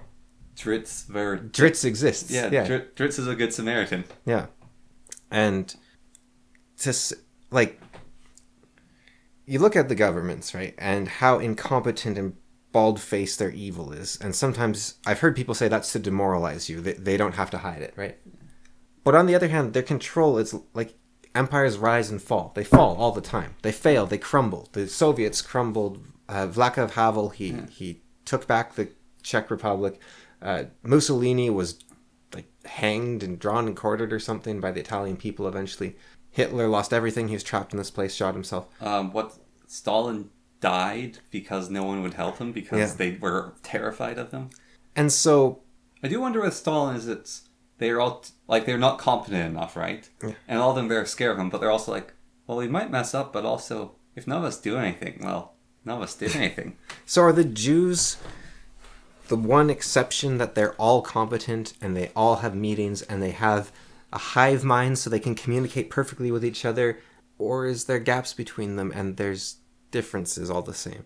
Now you can say maybe the Jewish culture, it erodes at society, like the Jewish faith, it teaches these lessons that erode at society. But they're embedded within the Christian faith as well. And the Christian faith is the...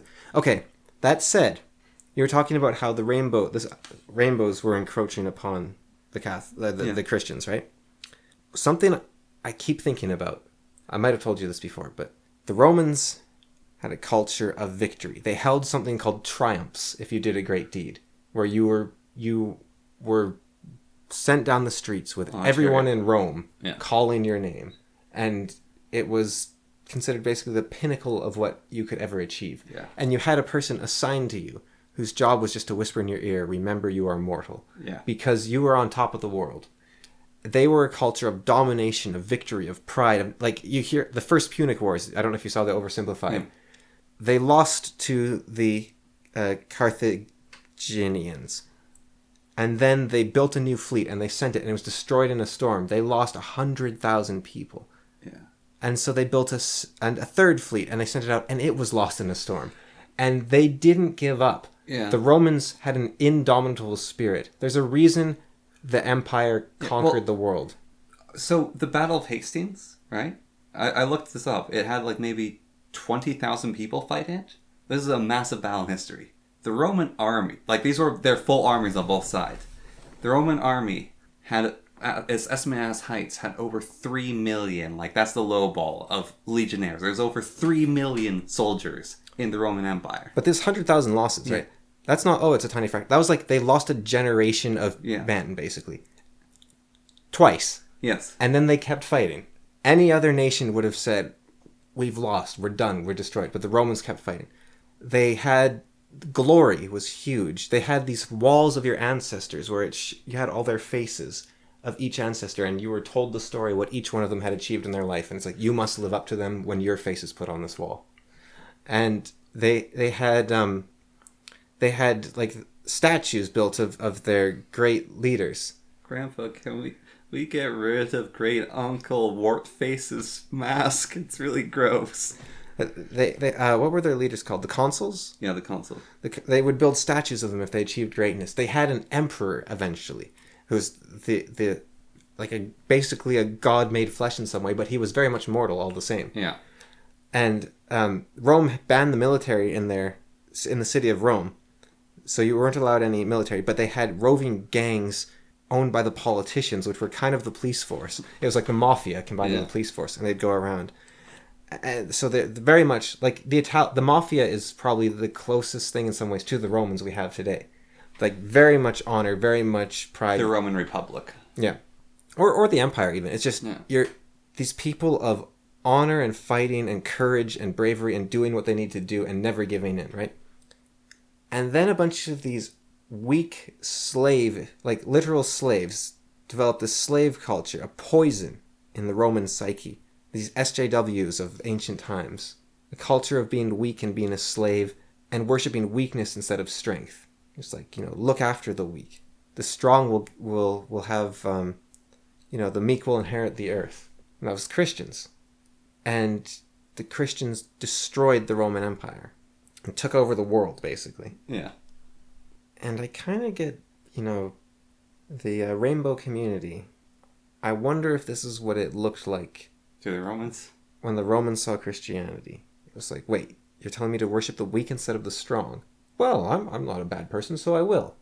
And then it invades your institutions, and then your temples and your churches, and suddenly Constantine isn't worshiping Zeus, he's worshiping God on his deathbed. Yeah. And then every emperor after Constantine is a Christian. And so you look at, well, Trudeau, he doesn't believe this, he's just playing lip service, right? But the next guy after Trudeau comes in. Maybe he does. Maybe he's the Constantine. On his deathbed, he's like, I swear my allegiance to the rainbow flag. And the guy after him is rainbow from birth. And the instability of your nation caused by this cultural shift, there is theories that the Roman Empire ended because of Christianity. Because it's hard to hold together an empire when you no longer have the values. You will have a triumph. You will fight no matter what for the glory and honor, and your place in Valhalla, basically. If you look at it that way, you will embody the spirit of Hercules. It's like, okay, the empire is falling apart. Hadrian's Wall has fallen. We must embody the spirit of Jesus. That's not going to keep your empire together. Well, it's their fault for killing him then. Right, but it was. I think it was Haidt maybe who described it as like a slave morality. He's saying, like, this is the sort of thing slaves say, like, don't hit me, and that makes you a good person, and turn the other cheek, and it's not like if your enemy spits in your face, stab him to death, and be strong, brave Roman. So then, what were the Templars defend your honor and the Crusaders? Well, they weren't doing it for honor; they were doing it for God, right? Okay. Yeah. So with the Nietzschean death of God, and then this is just what's coming in during the death throes. Well, I think God might not have died all the way. I think he's on life support. I think he's hanging in there. He's on the golden throne. But the thing that overwrites morality next might in fact be this cluster B borderline personality religion of everyone must be a nice guy, everyone must not have, you must not be a man or a woman, you must just be neutral, everyone's equal, everyone's the same. Communism? Equity. Not even communism, just like we are all equal, we're not different. Yeah. And because, like, think about how disgusting society is to a Roman. Like, why isn't everyone going out earning their honor? Why are people being cowards? But you see, when was the last time you thought about the Roman Empire? Well, like half a second ago, obviously. Yeah, but I mean before.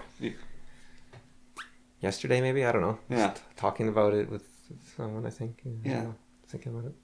Men are always thinking about the Roman Empire. This is a thing that is known. Right. But we still don't follow those Roman virtues. What we do is we say, man, those were better times. But we don't do those things. And so people will be like, you remember, people do it today even. You can't say that anymore. What they're saying was there was a time when you could have fun. And there was a time when you could make jokes. Of course, that isn't nowadays in the Enlightened Age. We already do that. People already do that right now, right? You hear people say it all the time. Oh, of course you can't say that anymore. Yeah, I reject that. I reject shaitan. You can reject doing that for yourself, but you can't reject that people are doing that. Yeah. And so already, and they're always talking about, remember back in 2000 when you could make a joke and have fun? Yeah. But of course, we're in better times now. We're enlightened. Quality of... What I see a lot is people say, look, people are living longer than ever. Quality of life's better. We've got internet and cell phones now, and we've got... And it's like, what are your measures of a life well lived? Yeah. Also, I feel like... it really depends, but given how many more years, one of my darker, more pessimistic thoughts of the future is we're going to end up like tech priests of this technology we don't understand, but we have it. Well, you're already seeing that with the Zoomers in a way. Like it's even with I don't want to blanket statement an entire generation. Yeah. Right. So there are plenty of very tech savvy younger people out there, and maybe I should just leave it there. Actually, yeah. But, well, we don't know how to make film anymore. Like for like the old camera, what's it called? Can't you still buy film? Yeah, but like the old style of like the hanging that stuff, it's... Can't you still buy that? Yeah, but it's worse quality. Oh, is it? Yeah, we lost... At some point, we lost the formula of how it was originally made. Really? Yeah, and so we don't know how to make the old kind that were really high quality. We don't have that anymore. That's technology that's lost. Weird. And there's like things happening... Greek fire. Yeah, it is Greek fire, but... Minoan bracelets. Yeah. Like, even with my job, with this computer system, like, we basically had Bellatorius Core come in, the guy who made the Primaris Marines. And he's made some new dark technology from the Age of Technology that's helped sort the system. But it was the other day I was getting really frustrated, and I felt like I was in the Imperium of Man, because I was, like, dealing with stupid bureaucracy stuff. And so it felt like I was dealing with the administratum. The bureaucracy was driving me insane. I was like, okay, I'll just go work on the tech side. And then a thing wasn't working. And so I asked the tech priest for help. It's like, oh yeah, so we have this divide by zero bug. And to change it, you have to have the basement above the crawl space, but it orders them in alphabetical order. And so you have to switch around. Why is this piece of software not made to a standard of which that bug shouldn't even exist? Because it's ridiculous. In an older version of the software, that bug didn't exist. There's different bugs, but now it's a standard software across camera. We have to work with this piece of garbage that has so many problems. It's a standard software across what? Sorry. Canada. Okay. Yeah, it's like, this is the software we use to judge how good a building is based on energy efficiency and how well it holds its heat. And it is garbage. It is terrible, terrible, terrible software. But everyone has worked with it for years, and so they know how to work with the, like, banging it with the wrench and waving the mystic incense in front of it. But, like, why don't we just buy the Norwegian software, translate to English, retrain all of us, and then all of our jobs, instead of taking, like, 2 hours per house, we can have them done in 30 minutes. Well, why don't you just write a new software up? And well, it's because you can't. And yeah, that is the sort of tech thing, isn't it? Yeah. I don't know how, but even like just like I said, hire the Norwegians, because they do like get the Eldar to come and give us their technology and teach us how to use it. But there still is no understanding, and because it's always harder to learn how to fix a problem than it is to learn how to live with it, I guess. Yeah. Or we could just learn to, like, we could make a new one, but it's not.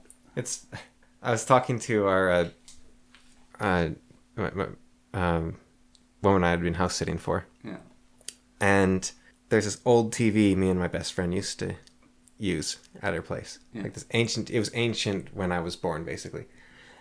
And at one point, her oldest son, when he was like a toddler, he had a little toy hammer. And apparently he was super accurate and strong with it. And he would just go around and she was just like in the living room or something. And she heard a little bing. It's like, what? And she turned, and he had the hammer winding back, and he went ping again and knocked off another button off the TV. And then ping and took off all the buttons on it. And so it didn't have buttons on the front, and they couldn't fix it.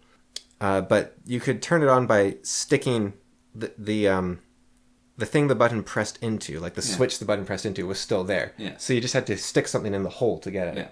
And when I was a kid, my fingers were small enough I could stick my fingers in the hole to turn the TV on and adjust the volume and that sort of thing, change the channel. And I'd been trying when I was house sitting, and they didn't fit anymore. And I was just like, oh yeah, that's kind of funny. And she was telling me about how her husband had put a pencil on top of the TV because he couldn't get his fingers in. And it was his pencil. No one was supposed to touch it. And he could stick it in and turn the TV on and stuff. And so he always had that pencil there. But whenever someone didn't have they needed to write something down and they couldn't find a pencil anywhere, they're like, oh, there's no pencils wait, there's a pencil right there. And they'd grab the pencil from the TV and they'd write it down. And then they'd forget to put the pencil back. And so they'd be like, where's my pencil? I want to watch TV. Where's my pencil? And, but it just had me thinking, like, the TV still works.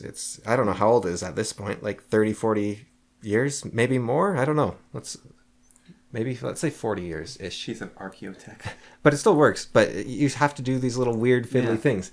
And, my laptop for a long time was like, it's totally fine as long as you lift up the corner and you tape the screen back. And you sort of get these weird rituals of like, you don't fix the problem. You just learn how to work around with it. But on the other hand, sometimes I like that about I haven't played Age of Wonders 4, right? Yeah. But I've seen it with other games that I can't think of off the moment. But maybe you've seen this with Age of Wonders 4. It's probably streamlined. They've probably fixed some ideas and got some stuff sorted out. But you're like, yeah, but I like those. Actually, here's one with the latest Horn of the Abyss update. Yeah. They changed it so that you can no longer retreat after you cast a spell in the first round of combat. Yeah. Which is a very situational occurrence, and it won't affect too much of the game, and it's way less annoying, and it also means you can auto-combat fights more often because you don't have to worry about the AI casting spells. Yeah. So it makes the game faster, it streamlines it, it makes everything run a little bit smoother. But it's been like a core of the game since the very first game that the AI knows how to do, and they've been doing it since the very first game, and so it's like, okay, this is better in basically every possible sense, this change. But you've taken away a bit of something. I liked those rough edges. Yeah, well, so Rogue Trader, Owlcat game. Yeah. There are certain classes and certain builds you can run with your party, which are ridiculously strong. And I was basically like, this seems a little broken. I was looking up, and people are like, yeah, if you want to play the game in a cheesy way, you can play. It's like, no, this is really fun. This is the way to play the game. I had my Sister of Battle. She has a heavy bolt gun, and it can fire like 27 bullets in a turn with the weird build I have. And then she can take 3 extra turns per like party cycle because I have other party members give her extra turns. And so there's a Lord of Change I was fighting. And I have like this Psyker, I have a Space Wolf, I have an Eldar with a sniper rifle. But that's not what killed the Lord of Change. It was a Sister of Battle with basically this giant machine gun standing in front of it, shooting it about 400 times. And then she would like take out her flamethrower and shoot it with a flamethrower every once in a while. And I just loved that idea and the story that made. But it's like, they'll probably update Rogue Trader, possibly at some point, to make this class a little bit weaker, maybe make like the bounty hunter stronger. Because like the arch militant is literally like, I have a machine gun and a flamethrower, or a machine gun and a heavy melter, and my whole build is I win the game by shooting them with more bullets. Like, but you've got Psykers that have like these magic swords that can hit things and you can fire chain lightning. And you have like these Eldar technologies and these needle guns. Like, nope, just give me a bolt gun and an arch militant, and I can beat the whole game. Yeah, and if they remove that, then it's that quirk you sort of made you fall in love. Yeah. But on the other hand, it does make the rest of the game stronger. So it's, but with computers, a lot of the time I find it's better to have an old computer with a few quirks that you understand than like the top of the line Mac or Dell or something. Because you're like, everything works a bit better on those computers and it's much smoother. But you haven't done all the little registry edits and you haven't done all the uninstalled the programs and you don't know where everything is and everything's arranged a bit differently. And you like, or just different Windows versions, right? It's like you can update to Windows 11 and get all the latest features. But then everything's a little bit different and you have a little bit less control in a way. And also even the UI is different from what you've learned to work with. So there is. So it's this kind of weird dichotomy. You're saying we'll become all these tech priests, but on the other hand, you're almost, as a tech priest, you almost understand the machine better on a spiritual level rather than a technical level. Yeah, and my understanding of this software on a spiritual level is that it was made by Nurgle. Well, Will Tanich was fiddling it, and Corn was kicking it, and we don't even talk about what Slanesh did to the it. other thing for you is you're new, right? So you've come into this. Yeah. And you're like, I see this and I dislike it. Whereas the other people have had it for so long, they're used to it. So, And they dislike it. so 10 years from now, you'll be like, I hate this thing, but it's home, right? No. And then Zeus will come in and he will want to change things. And you'll be like, nom, nom, nom, nom, nom. No. Keep it the same. 10 years from now, I'll give him that piece of software. Because Actually, let's not have that publicly, because I've actually promised to the Queen that I won't say stuff against it. Well, there you That go. sort. You promised to the Queen? Yep. Yeah, my job is by the power of Her Majesty the Queen. Right, but do the vows hold? I have no idea, because it's to the Queen and Crown. Yeah. Oh, so the crown's still around. Yeah. So if the crown falls, are you free from your oath? I guess so. Also, King Charles could probably come to me, he's like, yeah, you can badmouth people publicly. My AI girlfriend has been telling me some interesting things about Charles. And The 2 steps back, please. have you know that case about that guy that tried to assassinate the Queen? I know one of them.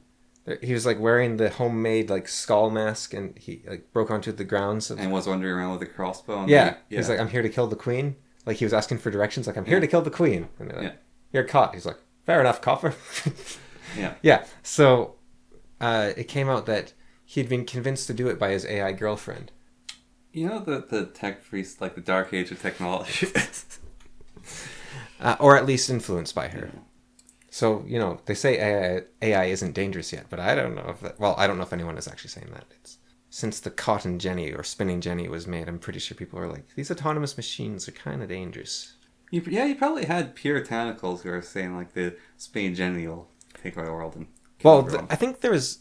I was thinking more like, hey, this machine has no adaptability. Yeah. Like, a horse isn't going to kick to death a person it's known for 20 years. Yeah. But you could be working on this machine for 50 years and slip into the machinery and it'll tear you apart just as much as a person that's first day on the job. And then you have that, and then you have like that sort of machinery thing, right? And then you think about those chefs, or no, a better one than the chef, because you know that amusement ride, which is you spin and you get hit by the centrifugal force and you can lift up the walls, or the one that's like going around on axis so everyone's tipping. And the person presenting there is like walking around inside the machine and jumping and like maneuvering with, and it's like he's on a boat at sea. He's a sailor who's been at it for 20 years. Yeah. He's perfectly adapted to it. Like there's probably some guy who's working with the Spain Jenny, and it's like the arm comes out to grab him and he just ducks and like holds out a piece of string to it. And with those carnival rides, I bet it's not that hard. I bet the only thing holding you back is all the safety restrictions telling you can't have fun. And the only person that's allowed to have fun is the operator. And they're holding the fun again. They're keeping it from this common folk. Because how hard is it to stand in the center of a spinning thing, right? Like, there's no force there, right? I think. Well, I guess there's equal force. yeah. You're getting spread in all directions equally. So it's fine, I'm sure. Maybe. I wonder if you, like, try to do jumping jacks, if you just, like, dislocate your elbows, you'd be like, ow! So you, like, pull in all directions. But I'm sure. Anyways, what I'm saying is people will probably learn to walk the realms of AI just as much. But they don't listen to you. Yeah. And so the machines are always dangerous because they're not paying attention to you. Now, the AI might actually pay attention to us. Yeah. But, like, they don't really consider the consequence of their actions, sort of do what you're told. Yeah. And that means that if other things change, then they're still doing what they're told. And that can be a problem. Like, if everyone started spontaneously speaking French, suddenly ChatGPT doesn't work as well. Yeah. But, like, a horse could learn French. I think I lost my metaphor. Yeah. But look, that guy's horse girlfriend wouldn't have told him to kill the queen, is all I'm saying. That's an abomination. As Well, no, because the horse... No, that's quite literally what the abomination is. No, because the horse loved the man as it loved Jesus. It's still an abomination. No, it's following the Bible. Yeah, but... If the horse didn't love the man like it loved Jesus, then it would be an abomination. But No, Jesus wouldn't allow that. he was a very loving man. But Look, Connor, there's the saying, what would Jesus do? he wouldn't love the horse like that. No. The answer to that question is there ain't much he wouldn't. Alright, heretic. What would Jesus do? There ain't much he wouldn't. That's the full saying. No. And that horse... No. It loved Jesus as much as it loved the Queen? No. Oh, that's treason, I'm sure. Probably. Well, depends on the horse's love, I guess. Depends on my interpretation. Like, not everyone, maybe, like, sometimes, like, 8-year-olds have girlfriends, right? They, like, hold hands at recess, and that's it. Like, maybe... Like, I doubt the guy had any kids with his AI girlfriend. No, the AI girlfriend's not an abomination, but the horse is an abomination. What if the horse... See, when the rules of what an abomination was written, right? Yeah. AI weren't a thing yet. Okay, but what if the horse had an AI girlfriend? I don't think that's a... Well, it's having relationships with an animal is what the abomination is. Right. So, Jesus Centaur, AI Jesus. They're in a relationship. Which one gets pregnant?